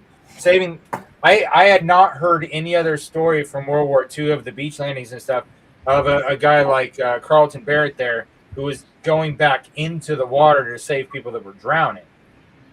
So I thought that was a, instead of running that way, he's running this way to save people. You know what I mean? Like it was different. I thought it was interesting. I thought it was a story that I had never heard before that I thought was definitely worth telling and sharing. Do you guys have any thoughts? Had you guys heard of Carlton Barrett before? Nope. I had not. But not for nothing, drowning is one of the worst ways people can go. So the fact that he pulled men from we're gonna freaking drown. Yeah. Well, yeah, and he went back into the water and pulled out like a dozen guys from one at a time. Right, which means he was also putting himself back in the line of fire each time. Which when I went through basic training as a combat engineer, I don't know if other MOSs have to do that because I've never had a different job in the Army. I've been a combat engineer the whole time. But when I went through, we had to jump from a high dive in full uniform with a rubber ducky, a plastic M16, and jump from the high dive into the water, then swim to. You know how freaking hard it is to swim with boots on? It's not easy. No, and a pack. In full uniform, and no, dude, it is not easy to swim in boots and in full uniform. Absolutely freaking not. And so this guy going back into the water multiple times to pull people out of the water to keep them from drowning. I loved it. And Sean, you missed it. We poured. I am drinking this with you now, buddy. No, I heard you when I was hitting the head, but yeah, let's get it. Word up. Donner Pass is in the house. It's good to see you. While we were watching the videos, I saw that Wyatt said that he's got to go to bed. Wyatt, as you guys know, that's Cowboy Whiskey Adventures. He is with the Pierce County Sheriff Department, which is the county that I live in, and so greatly appreciate him. He's got to wake up at 4 and do good guys type stuff, so I appreciate that. I saw something else I wanted to address. Whiskey Adventures, I feel like I'm obliged to check you out. Cheers and good night, Wyatt. Yeah, cheers, Wyatt. Stay safe out there, brother. Oh, where was that? I saw another one. Well, I've seen Wyatt. He's been on here, right? Yeah. And if you look at the video of me and Troy, Baker Drinks Troy, which we lost Troy during that one too. He went with Troy and I to bottle the Copperworks bit. Yeah. You know, Mark, I just want to say a brief thing. You know, one of the biggest disappointments in my life, although I had no control over it, is that my grandfather passed so early that, I mean, had just turned 6, that I never got to learn any of his war stories outside of what has been passed on. So I don't know a lot about the man as far as what he did. I know that he served on the Russian side of World War II. Not that he was Russian. He was U.S. Marine Corps, but he served on the Russian side of that force. Yeah, that doesn't get talked about much. Like, we always focus on the Western Front, right? Yeah. So, I know that he got pneumonia 3 different times, so that's cool. So you said he was a Marine? Yeah. Yeah, and so that's one of the things I thought the Pacific did a great job. After Band of Brothers came out, you guys know, then they made a follow-up series called The Pacific that focused on the Marines that were island hopping and all the things that happened there. And like you said, you do not get to hear about their stories nearly often enough. And the Pacific did a great job highlighting some of that. Like, oh my goodness, there was a lot going on that I didn't know about. Yeah, it was also not fun stuff. Rogers Ranger said that he carried the M60. They called it M60 the pig. He said he carried that for a year. Roger that. I'd love to hear more of your story, Rogers. And said, I would kill for an MG42. I can proudly say that I have fired the MG42. My 4th deployment, dude, I'm telling you, is dope. My 4th deployment, I was in northern Afghanistan, and we were doing route clearance patrols with an embedded German platoon. And so our convoy would be like American truck, German truck, American truck, German truck, American truck, German truck. And we would do our convoy briefs with them. And like, we worked with them like almost every day for a few months. It wasn't for the whole deployment. It was just for a few months. But one day that we had a day off, we certainly took advantage of it. We went out to, you call it the range, but it was really just open, northern desert in Afghanistan, to where just freaking nothing. We had them shoot our weapon systems and qualify with the targets and the way that we qualify on our weapons, so that we could give them the marksmanship badges and stuff like that for qualifying on ours. And we qualified on their weapons. Now, if you as an American soldier qualify bronze, silver, or gold on all 3 German weapons, it's their pistol, their rifle, and the MG42. And I qualified gold, so I got the highest you can Hell get. Yeah, he did. And I got the shoots and snares. So it is on my dress uniform. It is a rope with a gold eagle on it, because I qualified gold on all the German weapons. Hey, cheers to that, buddy. Dude, that is freaking awesome. Oh yeah, man. One of those things that you just always remember. Cheers, Green River. But yeah, that's cool, man. Their rifle was okay. I really liked their pistol. It was you remember the make of their rifle? H&K USP. Okay, yeah, I'm familiar with the with that, pistol. The rifle, but I'd have to look it up. I've shot an H&K USP. It was nice. Oh, but shooting. So we got to shoot the MG42. We let them shoot the Mod Deuce, the M250 cal. So we both fought the weapons that multi-generations up of our armies were shooting at each other with. Oh no, it was wild, absolutely freaking wild.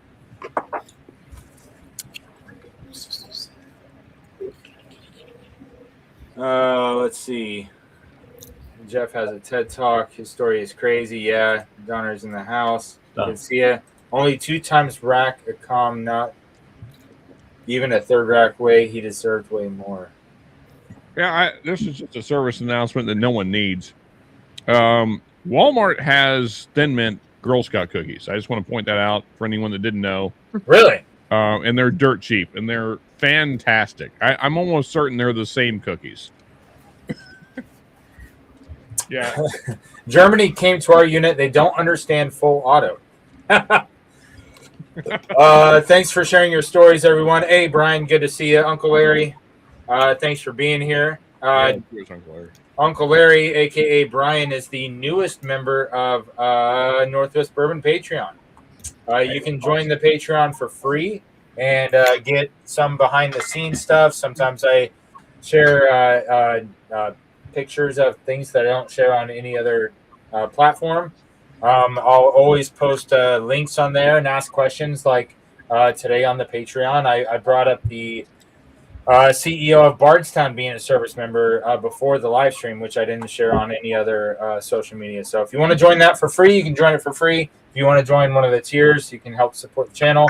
I just ask, don't send money by super chat on YouTube, because YouTube takes like the majority of it. And if you have less than $100, they just keep it. I don't know if you guys know that, but they just freaking keep it until you have over $100. Then they send it to you. And so if I stay with like $98 on my YouTube account, they just never fucking give it to me. True. And just send Mark a Venmo or PayPal. Yeah, do not send YouTube super chats, please. YouTube definitely steals over a third of it anyway, and that's even if I ever see it. If there was a better platform that I could hang out and drink with you guys, I would. Dude, I don't want to like side tangent, but have you looked into Rumble at all? I have. Nobody watches it. That's the problem. But here's the thing: if we all did, it would be fine. I have a channel with like a dozen videos on it and like 3 views. Yes. Yeah, but the problem is same here. The problem is Mark does this for other people to see and join, and yes, that that's is not going to work over there. Yeah. And what I've noticed is even on Instagram. So a lot of YouTubers have Instagram channels that have way more followers, right? Because on Instagram, you just click follow, and it's way easier to build up followers on Instagram. But if you watch an Instagram live, like if you watch a live stream on Instagram, because I've thought about doing this there, because Warriors and Whiskey and Veterans Whiskey Club, they have a bunch of Instagram followers and stuff. So I thought about maybe doing it there, or maybe like a Facebook live. But if you watch a Facebook live or you watch an Instagram live and it's whiskey focused, I've almost never seen one that has more than 10 people watching at a time. Right. Yep. You will see somebody with 30 or 40 or 50,000 subscribers, and like 4 people will be watching their live stream. And also just the platform itself is awful. Yes, it is. Yeah, I can't do all this stuff where I'm sharing videos, I'm highlighting chats, I'm doing all kinds of other nonsense like the poll in the chat. Speaking of, how's the poll doing? Before we get to the next video, let's refresh the poll. Yes. Yeah, what Eric said, for sure. All right, so we've got Army, Coast Guard still leading at 49%. Navy Marines is at 31%. Wow, Air Force, Space Force, and other countries' military are both tied at 10%, both of them. Okay. Crazy. Cool. Yeah, so Mark, I mean, and you deserve it far more than I do. I always keep my PayPal, Venmo, and other things just pinned in my description. Mine. If you look up Northwest Bourbon at Gmail, you should be able to find mine. On Venmo or PayPal or both? Both. Yeah, on both of them. I tried to keep it really simple. I don't think they're in the video description when I do the Veterans Whiskey Clubs. I don't put those in the video because I'm doing it for the veteran stream stuff. Yeah, fair enough. Usually, a lot of times when I do regular live streams, I'll put the link in there. Sometimes I forget, but whatever. But yeah, right now, so the Air Force, Space Force, they caught up to other countries' military, so they're both tied for third place at 10%. So if you're watching now and you haven't voted in the poll, we're going to close out the poll at the end of the live stream. But first, we're going to get into another Medal of Honor recipient that out of the many that I had to choose from, I thought this one really stood out as one that was different than what you usually hear, because you guys hear a lot about Vietnam veterans that were captured and were in like the Hanoi Hilton, or did that long death march, the band something. I forget the name. We talked about it like 2 months ago. Mm-hmm. But have you heard a story from a Vietnam prison escapee? Oh, yeah. What water? Drink water. All right, so check this story out, guys. Hold on. My heroes was a young boy over Charles Lindbergh, of course, who flew across the Atlantic in the late 1920s, and I was just a very small child when that happened. And then as World War II came along, of course, we had Jimmy Doolittle, who was the only good news in 1942 with his very bold carrier attack on Japan. So all those people kind of registered with me as heroes, and that's probably how I got to become an aviator. Sioux City, Iowa native George Bud Day began his military career in 1942, when at the age of 17, he enlisted in the Marines. He served 3 years in the South Pacific during World War II, then completed his education before returning to service, this time as an Air Force fighter pilot during the Korean War. But these experiences could scarcely prepare him for what awaited him more than a decade later on a top-secret mission in Vietnam. My first really hard-charging combat experiences were really in Vietnam. The concept was developed to maybe take some jet fighters and go up and do this reconnaissance, target spotting, marking, calling the force in and taking targets out, using the jet as a forward air control. I got picked to go up and do that, and it was a top secret project, and it was a really hairy mission because you spent a lot of hours, a lot of time fairly low to the ground at high speed getting shot at. And so I lost 42% of my airplanes in the first 6 months we operated. And I was one of those, I might add. And I got shot down August 26th on my 67th mission. I broke up in the ejection, shot the controls out of the airplane, and it tried to do an outside loop like this, and I was about 4,000 feet, and it wasn't going to do any outside loop, and I punched us out. I broke my arm here, here, and here, damaged my knee, and my oxygen mask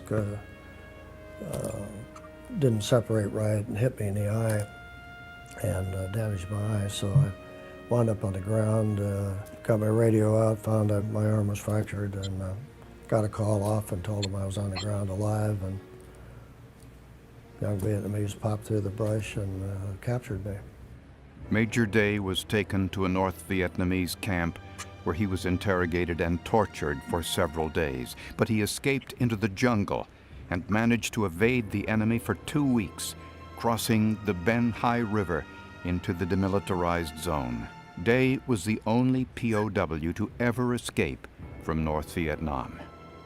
Came very close to making it to freedom. I was within about a mile of Marine Corps base at Con Thien when some little Vietnamese popped out of the brush and yelled at me, and I had been without food for all that time, and I was in fairly tough shape.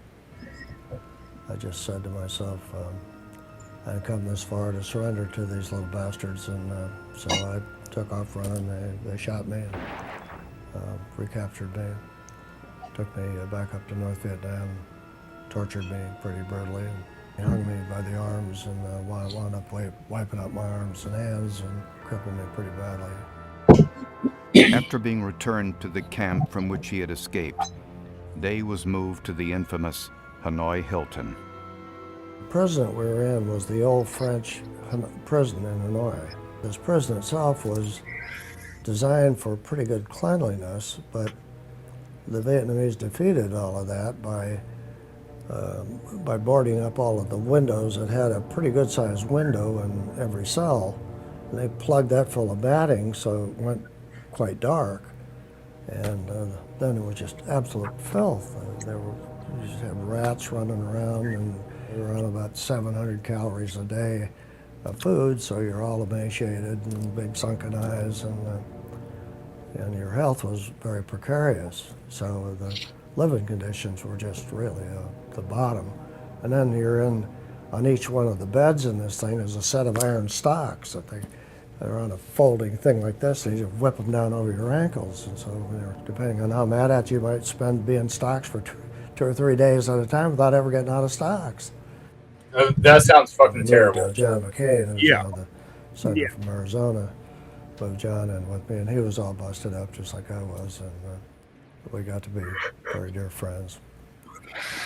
I had some absolutely brutal torture sessions, and 2 or 3 times, frankly, I would have preferred to die as to continue that. I had one session where I took 300 strokes of a fan belt. I was in leg irons, and they were beating me with a fan belt and a couple of beaters. And I can remember a fan belt like rubber, right? Stroke. I just said, why am I wasting my time counting here? They're going to kill me. Day continued to endure brutal interrogations and unimaginable conditions, but resolutely resisted his captors for more than 5 years. His conduct in the face of lethal enemy pressure was a life-saving inspiration to his fellow inmates. The bombing came in December of 1972, and what happened was that suddenly at 9 o'clock at night, literally hundreds of bombers dropping 120 bombs per airplane were over Hanoi dropping bombs, and it was just, the earth was vibrating, the pieces of stuff were falling off the ceiling. But that was a wonderful sound of freedom, because we knew that was exactly what it was going to take to get us out of there. And I had a big, quite large building, and my people were just really ecstatic. Everybody knew we were free. I'm 52 years old. Last month, I caught my wife crying in the bathroom because I couldn't get hard in bed. She wouldn't even look at me anymore. We are basically roommates, so I tried everything. So we started getting released in February of 1973. First group came out. What kind of YouTube ad was that? Come on. Jesus. March 14th of 1973. Where's He-Man? Somebody, for as long as we did. Damn it, YouTube, way to break the mood. You build up kind of a relationship that is just indescribable. And there were 4 of us who got to be very Hey, tight. Mark, can we back up like 20 seconds or something? Wonderful 1973. Oh my God. No, let's not. Just what the hell? Come on. Yeah. If Z-Man was a commercial. Oh, man. All right, so I got to go back to where. Okay, yeah, that was a terrible interruption. This Get home in bed. This man does not deserve it. No, he does not. Not at all. Earth was vibrating. The pieces of stuff were falling off the ceiling. But that was a wonderful sound of freedom because we knew that was exactly what it was going to take to get us out of there. And I had a quite a large building, and my people were just really ecstatic. Everybody knew we were free. So we started getting released in February of 1973. First group came out February 14th, and John and I came out in the third group on March 14th of 1973. You live with somebody for as long as we did, you build up kind of a relationship that is just indescribable. And there were 4 of us who got to be very, very tight before the release. It was wonderful to be getting released, but there would be a certain sadness about the fact that you were all going to go your separate ways. But we developed some friendships there that are just indescribably strong.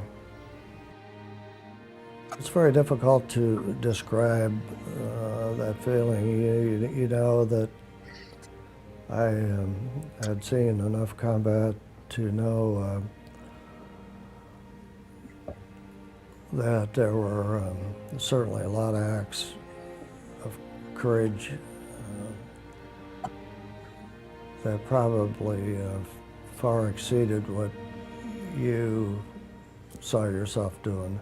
I never really saw myself as having performed so extraordinarily that I was going to be a candidate for a Medal of Honor. So I was very humbled, and I recognized that I was getting this medal on behalf of a lot of other things and people who, for some reason, had not been recognized. We've been so fortunate by the accident of birth to be Americans. And having had that good fortune, our primary duty is to make sure that this country survives and that we stay free. That's ought to be the primary objective of every American every day for the rest of their life. Mm-hmm. Yes, sir. Mark, I apologize. What was his name again, please?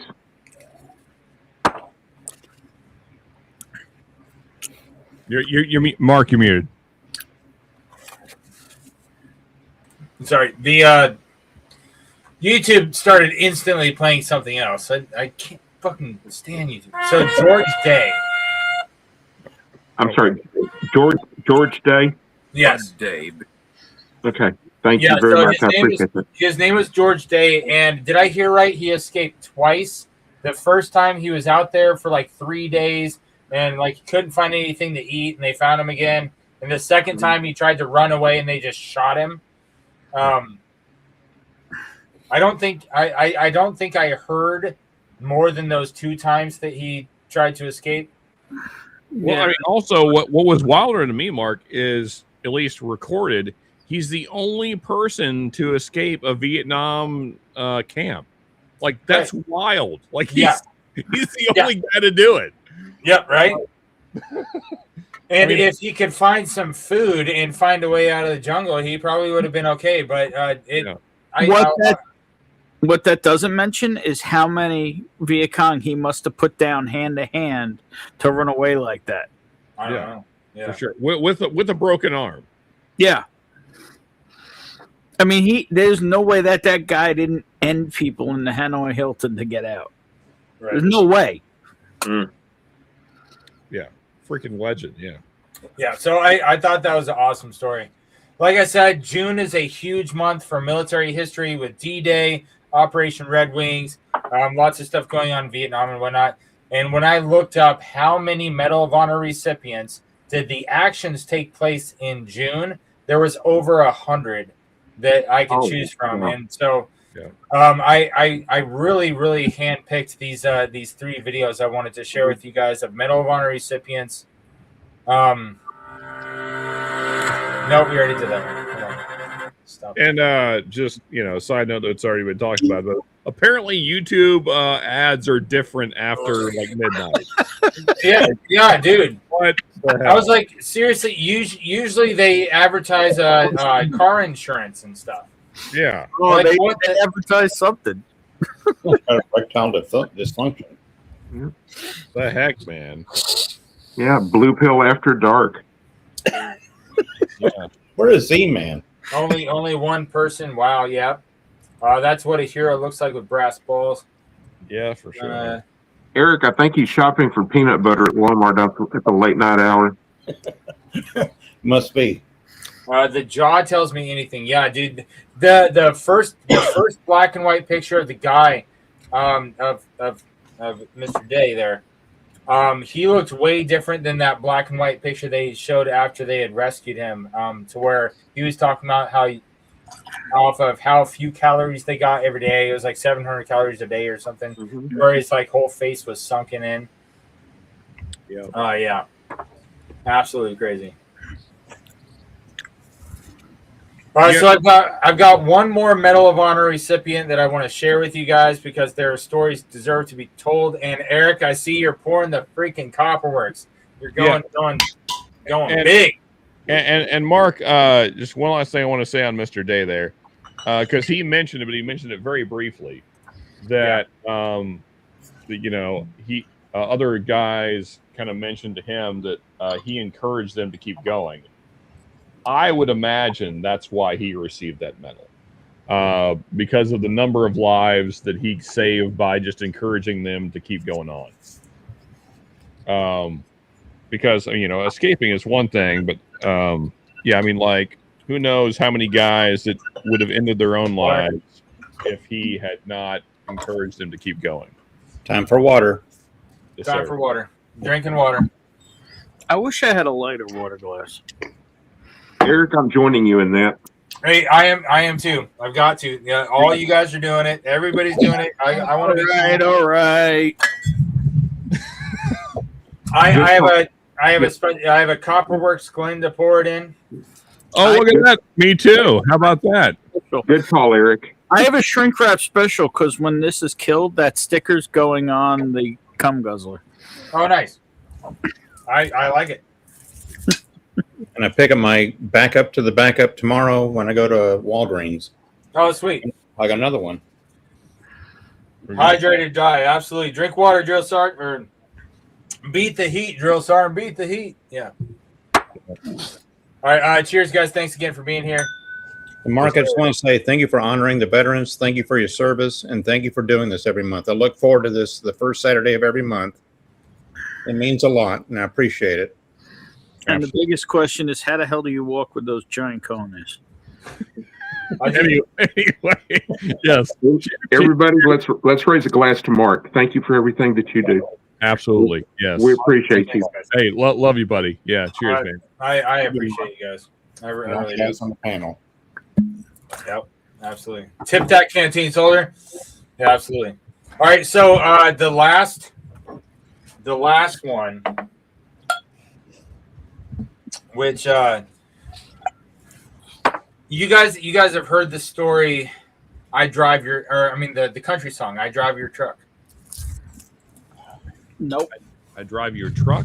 I drive your truck. Yes, he's talking about his grandfather, I believe. No.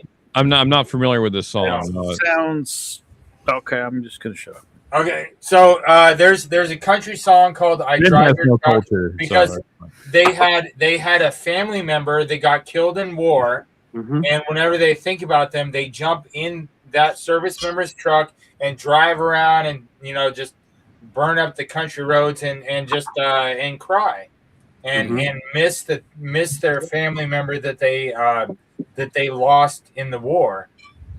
And I like the song is sung from a perspective. It sounded like their older brother died, right?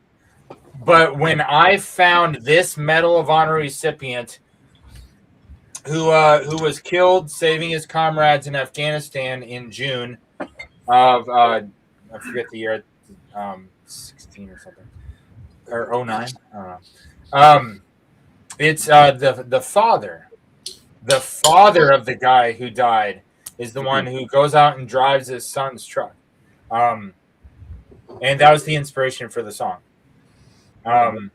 It's one of the best.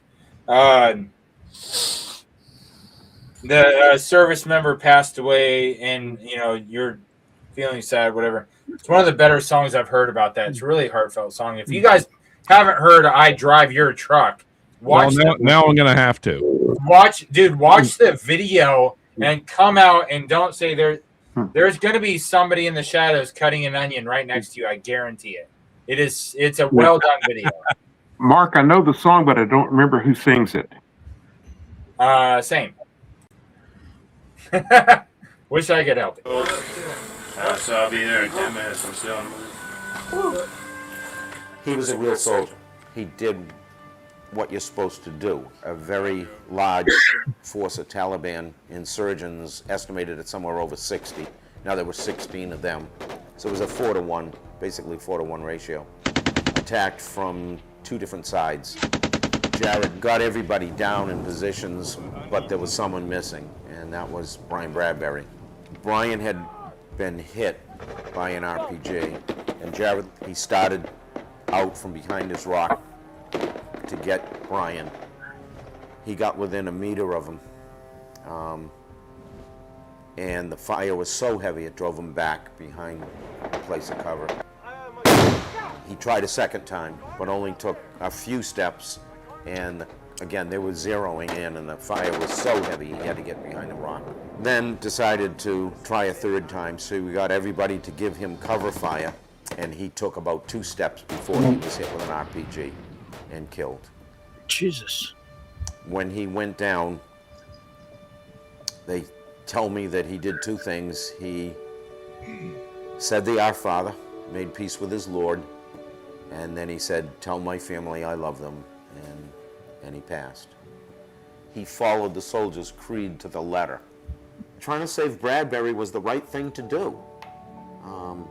Not letting Cunningham go save him was the right thing to do. That's all there was. It was the right thing to do, and that's the way Jared was. So I haven't seen you in a while. I knew Jared was a wonderful kid. I knew that he was humble. I knew that he liked to help people. Sweet home. But I never realized the magnitude of it, ever, until all these people called me or emailed me or talked to me on the phone or at his funeral. Then I began to realize what a giant this little guy was. The phone rang. There was a woman on the phone. She said, "Are you Paul Monty?" "Yes." "Father Jared Monty?" "Yes." "Well, there's someone here that would like to speak to you." And she handed the phone to the president, and he said, "Hello, Mr. Monty. The nation is very proud of your son, and I'm very proud of your son, and I know that you're very proud of your son." And I said, "Yes, sir, I am." And he said, "Well, I want to inform you that your son has been cleared by the Secretary of the Army and the Secretary of Defense to receive the Medal of Honor." I have that tremendous feeling of pride, but I still can't get over not having my son, because I would give all of this up, all of it, everything, just to have him back, just to be able to hug him one more time.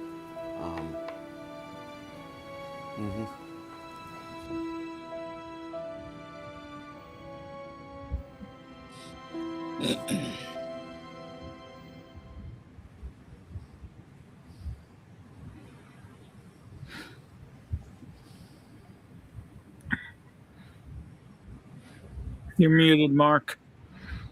And while you're muted, what level of 6 in Afghanistan? The 16-man patrol. What? What level of piece of shit fires an RPG at a single man? Right? That's wild. Yeah. But hold on. I found another short about Monty that tells a little bit of more about the actions on. Hold on. Hey everyone, just On June 21, 2006 in Afghanistan, the 16-man patrol that Sergeant First Class Jared Monty was leading was ambushed by a force of up to 50 enemy fighters. Facing the threat of being overrun, he quickly organized his team into a defensive position behind a rock formation and called for direct fire support, skillfully directing the rounds onto the enemy, who had closed to within 50 meters. While coordinating fire, Monty personally engaged the enemy with his rifle and grenade, successfully disrupting an attempted flank. When he noticed one of his soldiers lying wounded in open ground between the advancing enemy and his position, Monty, with total disregard for his own safety, made 2 attempts to rescue him under heavy fire. Determined not to leave his man behind, he made a 3rd and final attempt across the exposed terrain. Tragically, he was mortally wounded, sacrificing his life in a courageous effort to save his fellow soldier. For his actions, Sergeant First Class Jared Monty was posthumously awarded the Medal of Honor. On June. So that was in 2006, Afghanistan. I went to the 10th Mountain Division in 2007, and so I got there after that. But I heard this. I heard a little bit of the story before, but not as much as we heard tonight. And when I looked up the story behind Monty, that's when I found out that that story was the inspiration for the song "I Drive Your Truck." When based off of the music video and the song, it sounds like it's a brother, but in real life, it was inspired by his father. So yeah, so those are the Medal of Honor recipients that I wanted to share with you guys. Of course, D-Day is huge. We watched a Medal of Honor recipient from D-Day. We talked about the Army's birthday. We talked about the Vietnam veteran who kept trying to escape from his captors, and the only one who successfully escaped once, even though he got recaptured. And that one from the war in Afghanistan.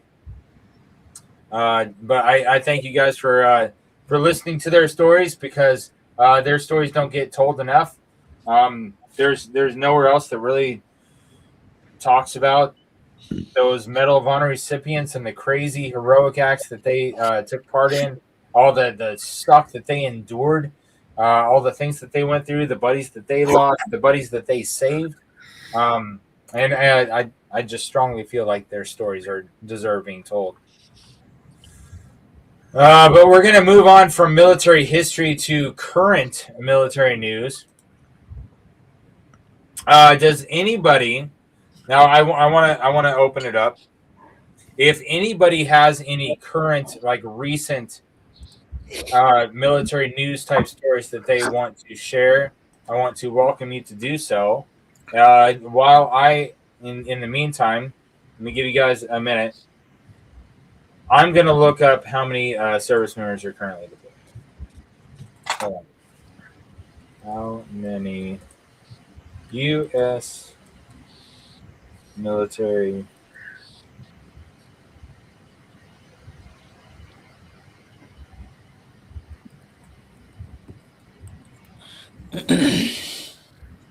So anybody heard anything in the news lately that they want to discuss, debate? Because we've had some great debates on this, like talking about when the National Guard got deployed, or talking about when the Israel thing, the Ukraine thing. I mean, when we talk about current military news, we have some good conversations. But I wanted to, instead of waiting till the end after I share what I want to say, I wanted to open it by opening the floor to what people want to bring up of things that they've heard going on lately.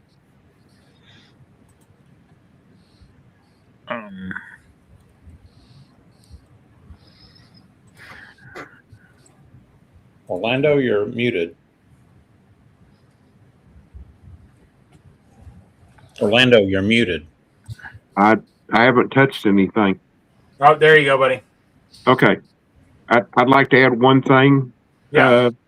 Not preparing to be deployed. One of our own the daughter of Independent Joe, his daughter Vivian, is getting ready to be deployed. Yep. Our thoughts and prayers are with her. Absolutely. We applaud you and we support you in every step that you take. Know that you're not taking that step by yourself. You've got a lot of people that have got your back and are here to support you and cheer you on along the way. Absolutely. And Joe is a veteran Marine also himself, following in her dad's footsteps. Yep.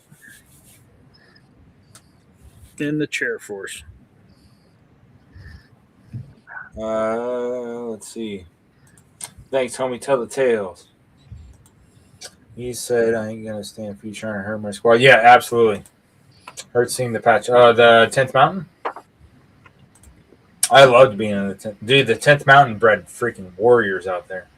Hold on. So I got the screen up of how many military personnel are currently deployed right now. What does Wikipedia got to say about this? Good old Wikipedia. Current deployments. We've got 1,081,382 total between Army, Navy, Air Force, Marines, Coast Guard, and Space Force. Wait, we got 9,000 Space Force deployed? Why? They're looking in space. Yeah. I feel like we're not being told something. I feel like we're not being told something as well. Is there an intergalactic war going on right now? Where are they deployed to outer space? Also, that number is way too high. Why is there 9,000 Space Force deployed? Overall number, not yeah. I don't know. I don't. Oh, this number. I mean, here's the thing: is it? We don't necessarily know if it is. Well, we know that like 6 months ago, it's too this number was like 500,000 people lower. Yeah, and 6 months ago we weren't in active war. Yeah, oh, sorry, right peace treaty. Whatever. So we are going to raise the glass. Remember, everyone deployed. There's a lot of people out there that I can tell you from personal experience, it doesn't matter if you're just deployed to a different state or if you're in a different country, whether you're in a combat zone or not. When you are deployed, you are cut off from your normal day-to-day reality. You're cut off from normally being able to pay your bills and mow your lawn and regular fucking day-to-day life. You are separated from your wife, your kids, your mom, your dad, your dog, your car. Everything that you know is different when you are in a different place serving wherever you're serving. And so I raise a glass. Remember, everyone deployed. The stats we just pulled up showed over 1 million military United States service members are currently deployed right now. So cheers to them. Remember, everybody deployed. Goodness gracious. Over 1 million. Crazy. That seems high, but it may be accurate. It's too many. I know that. That's freaking wild. I don't know. I mean, Wikipedia is a rough source of truth, but no, I don't. I mean, it's too many. Yeah, it's way. Ben from the north said he's falling asleep. He's got to work at 0700. Hey, dude, that 0700 is coming up real quick. No worries, Ben. I'm going to try to not drag this latter part on. We're over the 2-hour mark. It's getting late as hell for especially you guys that are not on Pacific Standard Time with me. And so I'm going to try to speed it right along. I will share with you. Hey, Mark, I just want to point out no one on screen is in Pacific Standard Time with you. No, and I appreciate you guys. I definitely appreciate that, Ben. That's kind of a big deal. I appreciate you guys being here and hanging out when you guys are. It's later at night for you than it is for me. Shout out EST. Mark, yes. Mark, what you do is why we're here, and that's what matters. We're here for that, and you provide that, and we appreciate you. I appreciate you, buddy. I much appreciation to Eric Gunnarsson. You are a G. Time for water. Absolutely. I have not been drinking more water than whiskey lately. I have finished my 250th Green River, so I'm moving on to a little bit of Cold Zero. Oh, Cold Zero is good stuff. Like I said, I've got to get have them. that, so I can't join you. I've got to get them to get a mid-shelf bottle out there. I got to talk to them about that because they've got a really good $30, $40 bottle, and they've got a really good $115 bottle. Like, bro, give me a really good like $50, $60 bottle. I need a veteran to start working at Heaven Hill. I have a lot of that. Ooh, yes. I mean, all right, so current military news. This is something that just happened. A highly decorated Marine receiving the Medal of Honor this month. This was just published a couple days ago. June 3rd, 2026. He's one step away from receiving the highest honor. It's passed Congress. It's being signed into law by President Trump. The 88-year-old Vietnam veteran is credited with saving the lives of Marines under his command during a brutal 1967 battle at Phu Loc, despite suffering multiple gunshot wounds. What was that town again? I don't want to talk about it. Okay. It might have had something to do with some dysfunction. So sounds like something off of a buffet. So he himself got shot multiple times and still saved the lives of multiple Marines under his command. And now, finally, all these years later, is set to receive the Medal of Honor. Now that he's 88 years old, which is crazy, because this wow. And so remember, like 2 months ago, you had a guy who was turning 100. Yeah, that's true. That's true. Yeah. Let's see if this ad will end. My goodness. You remember back in the day, we used to watch shows and we'd be all into it, and we had to watch Jacksonville commercials. Marine Corps hero is one step away from receiving the nation's This highest is worse. military honor. Legislation authorizing retired Marine Major James Capers Jr. to receive the Medal of Honor has now passed Congress and been signed into law by President Donald Trump. The president signed the legislation back in March, so the only thing remaining before Capers officially receives the Medal of Honor is a White House award ceremony. At this time, a date has not been publicly announced. Capers, an 88-year-old Vietnam veteran, is credited with saving the lives of the Marines under his command during a brutal 1967 battle at Phu Loc, despite suffering multiple gunshot wounds himself. It was just last June when WITN reported on efforts to award Capers the medal. You can watch that story on WITN.com. The decorated combat veteran earned 3 Purple Hearts, the Silver Star, 2 Bronze Stars during his 23-year Marine Corps career. Wait, 3 Purple Hearts and 2 Silver Stars? Yeah, that dude's packing like this. Yeah, like how did he already not have this award? 2 Silver Stars and 3 Purple Hearts. Holy crap, dude! That is the show. Did you see when they had the medals draped? Did you see that? That is the epitome of the phrase badass.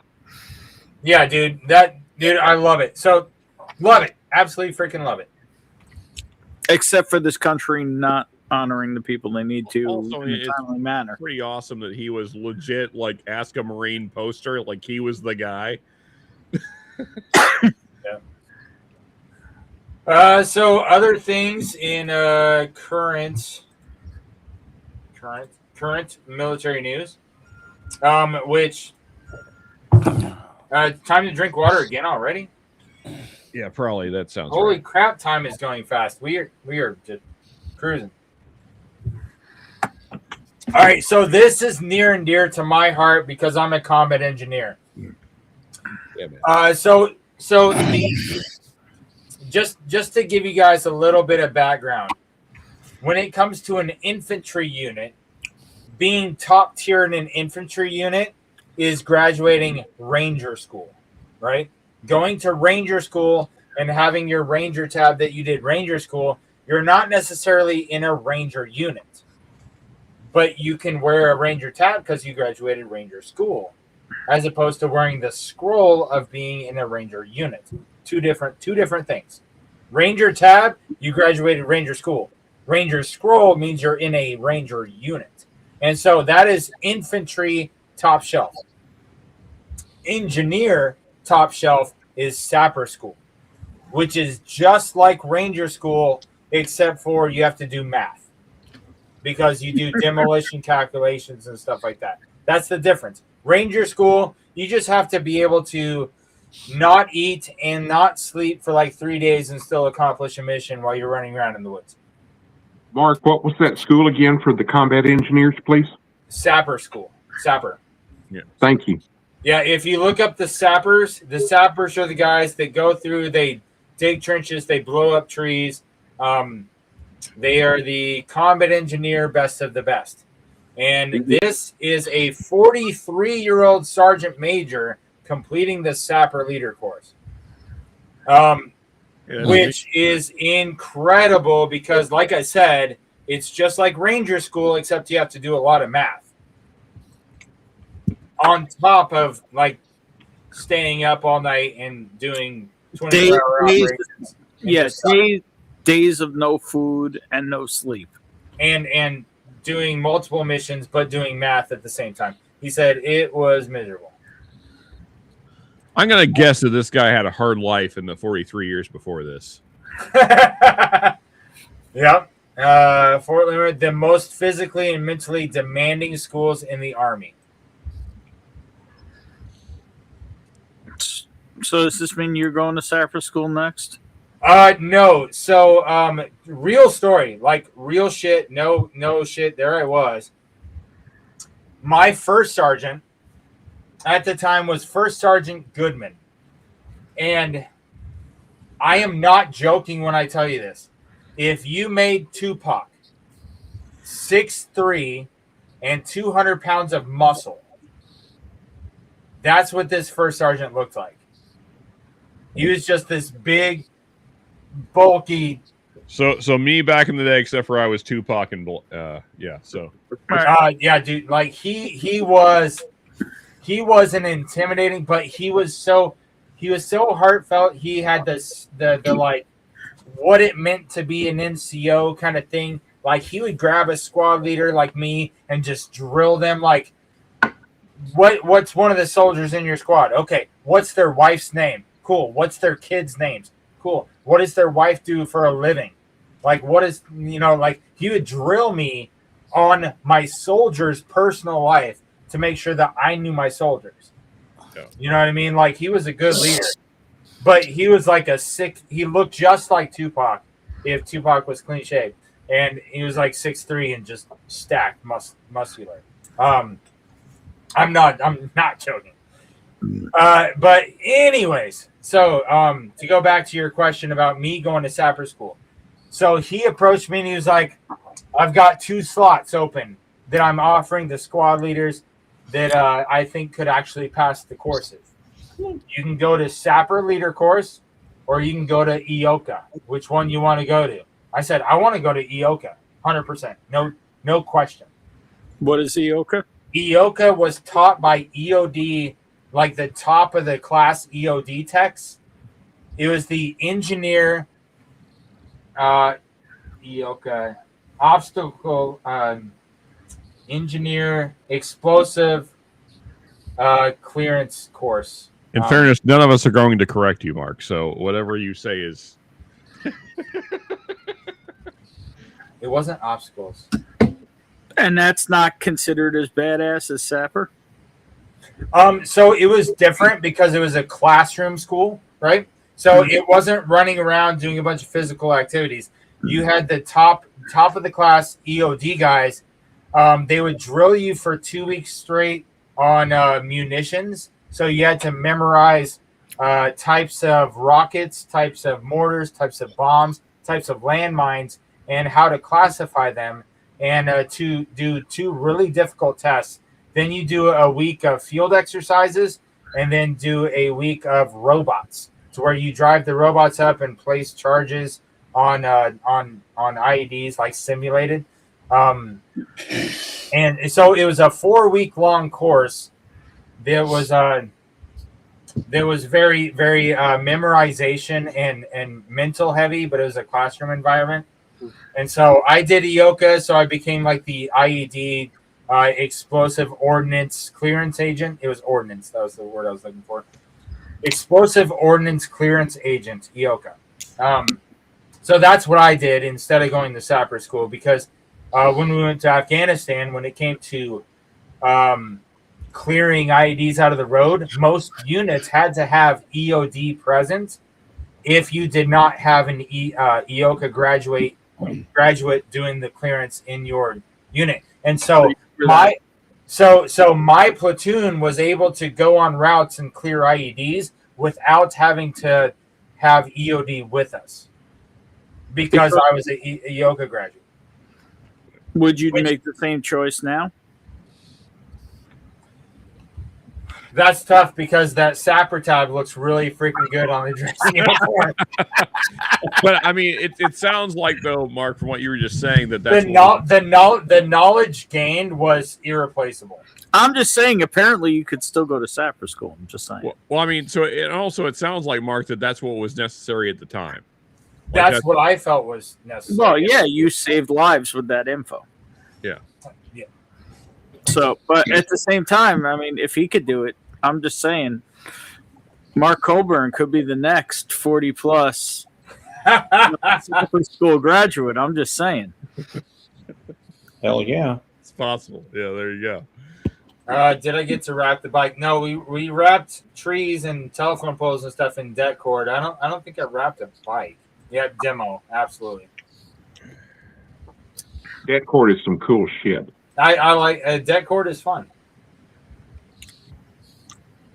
Just wrap it up. But yeah, so a 43-year-old passed sapper leader course, which is a big deal, because you have to do all that math plus do a bunch of tough stuff like that.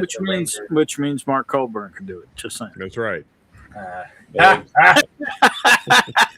I would have to do a lot of train up, dude. I would have to do some serious train up. Guys, smart. That's it. I'm a badass. Water time. There you go. No, God damn it. All right, so does anybody else have anything going on in current military news? Anything going on with the war in Iran, the war in Ukraine? What's going on with China? What's going on with any of the National Guard units deployed across the country? Is there anything going on with current military news that one of you guys want to bring up and discuss before we start closing it down? Let's bring them home. That's all I got to say. Not too much? Negative. All right, so let's close out the poll real quick. I'm going to do a real quick refresh on the poll. We have got 48% Army Coast Guard. So Army Coast Guard is going to take it this month. Excuse me. Navy Marines is at 31%, not too far behind in second place. Air Force, Space Force is at fourth place with 10%, because the other countries' military. So those of you guys representing from abroad, overseas, 12% of the votes went to other countries' military. So definitely appreciate all you guys voting. You can see the results in the chat right now, because I just ended the poll. And so you can check that out. We had a lot of great voting going on this month. Greatly appreciate you guys. Really cool. And just saying, to honor the living, the people that are still with us, the Vietnam vets, the Korean War vets, the very few World War II vets that we have still with us, and all the current active deploying service members. We just saw that over 1 million U.S. service members are deploying right now or deployed right now. to include Independent Joe's daughter. Raise the glass to all those currently serving. Can't say enough for what you're sacrificing and what you're doing for yourself, those troops around you, and for your country. Cheers. Cheers. And for what you provide for us. Thank you. Absolutely. So we'll move on to, we talked about current news, military history.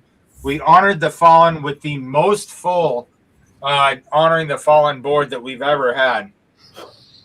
Bardstown Bottled and Bond was our military veteran-owned whiskey of the month, because a lot of you guys don't know, because nobody else on social media talks about it. Bardstown Bourbon Company's president and CEO was a 26-year Special Forces freaking legend veteran with the United States Army Special Forces units. I would love to get him on the show and interview him and talk about the things he's got that he had going on. That'd be a good time. Oh yeah. And I know a guy that I might be able to reach out to and make that happen. We'll see. But AAR wise, so if we were going to do this again next month, which we are, the question got brought up earlier in the chat. One of you guys asked in the chat, are you going to go live the first Saturday of the month in July when it's the 4th of July, Independence Day? And no, I'm going to go on the day before. It'll be the first time ever that the Veterans Whiskey Club is not on a Saturday. There was a month that due to schedule conflicts, because I was out of the state, and so I had to do it the week after. But that's only one time in the last 38 episodes of Veterans Whiskey Club that I did not host the show on the first Saturday of the month. And next month is going to be the second time that that fluke, that discrepancy occurs, to where I'm going to do it on Friday night before the first Saturday of the month, because on the 4th of July I do fireworks with the kids and all that good stuff, and I'm not going to be available and able to go on at the scheduled time. If I waited until I was available, it'd be way too late to do this kind of thing. So next month you can look forward to Friday, July the 3rd, to do the Veterans Whiskey of the Month. But AAR wise, when we do it next month, what should we do differently? What we should do the same? Like, what should we maintain and sustain? And what should we improve upon? Anybody in the chat or anybody on the panel, you're more than welcome to throw constructive criticism or recommendations or appreciations. What's up, Bourbon? Less erectile dysfunction is. Oh my goodness, dude. Yeah, I concur with that point. Hey, Orlando, go ahead. I couldn't. I'm sorry. Maybe either get a one of the boards that you can flip over, or get a larger board. I think we're getting more people involved, and I think you're going to get more people posted. Okay. Yeah, and in fairness to Orlando's point, I feel like there's been a few months here recently where that section has been pretty filled up. So we may have to, and by that, what we're trying to say is get on Mark's PayPal and Venmo so we can get a larger board. Yeah, because Mark is providing. Yes, I like to say not really a joke. He is the conduit to that, providing that for all of the people to remember those who have fallen. Yeah, if you appreciate this, then do something to show it. Cheers to Mark. Hey, thanks, buddy. I appreciate you. Yeah. All I want to say, Mark, is that I will try to carry the torch, although not being a veteran, I can't do it accurately, but I will be live on the 4th. So. Oh, you'll be live on the 4th of July? Yes. Wow. And I will pregame the Veterans live stream in July. Okay. Sounds good. Any other constructive criticism, things that you think that we should add or we should sustain, things that we should switch up, change up, do differently, do the things, do the stuff? Hmm. No, it's a great show. It was good. It's getting late. I gotta appreciate all you guys, especially since the majority of you are not in my time zone. Thank you guys for hanging out and drinking whiskey with me. If any of you guys watching this live or watching the replay know of any service members that you just feel like don't have someone else to reach out to, don't have people with common interest to hang out with, because with our generation of veterans, there's a lot of people just sitting at home drinking by themselves, and we want to get them into a community to keep them out of that 22 club. You know what I'm saying? Yes, sir. Like we want to bring them into like-minded individuals and into a place to where they can share their stories openly and freely, because there's a lot of veterans out there that don't have other people to tell their stories to.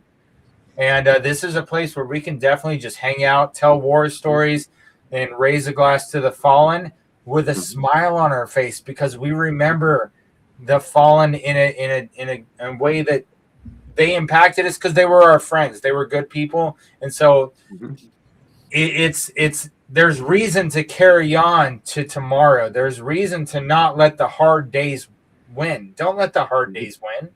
Let the good days win. Remember the buddies that you lost in a good way because they were good people and all that stuff. So if you know any veterans that are not in the Veterans Whiskey Club, or they're not in the Warriors and Whiskey groups on Facebook and Instagram and stuff like that, get them in there. And thank you guys all for being here to honor the fallen, talk about military news, and talk about military history and current military things going on, blah, blah, blah. Appreciate all you guys. We're going to close out with taps, as we always do. Does anybody have anything they want to sign off with? Thank you for all that you do, Mark. Yes, sir. Yep. Yeah, buddy. All right, so if any of you guys watching live want to hang out for a few minutes in some uncut, unfiltered backstage shenanigans, you can join in the backstage. But for now, we are going to sign off, and we will see you guys next month. Remember, everyone deployed, make sure you drink more water than whiskey, and be a good influence on those within your sphere of influence. And cheers. Night.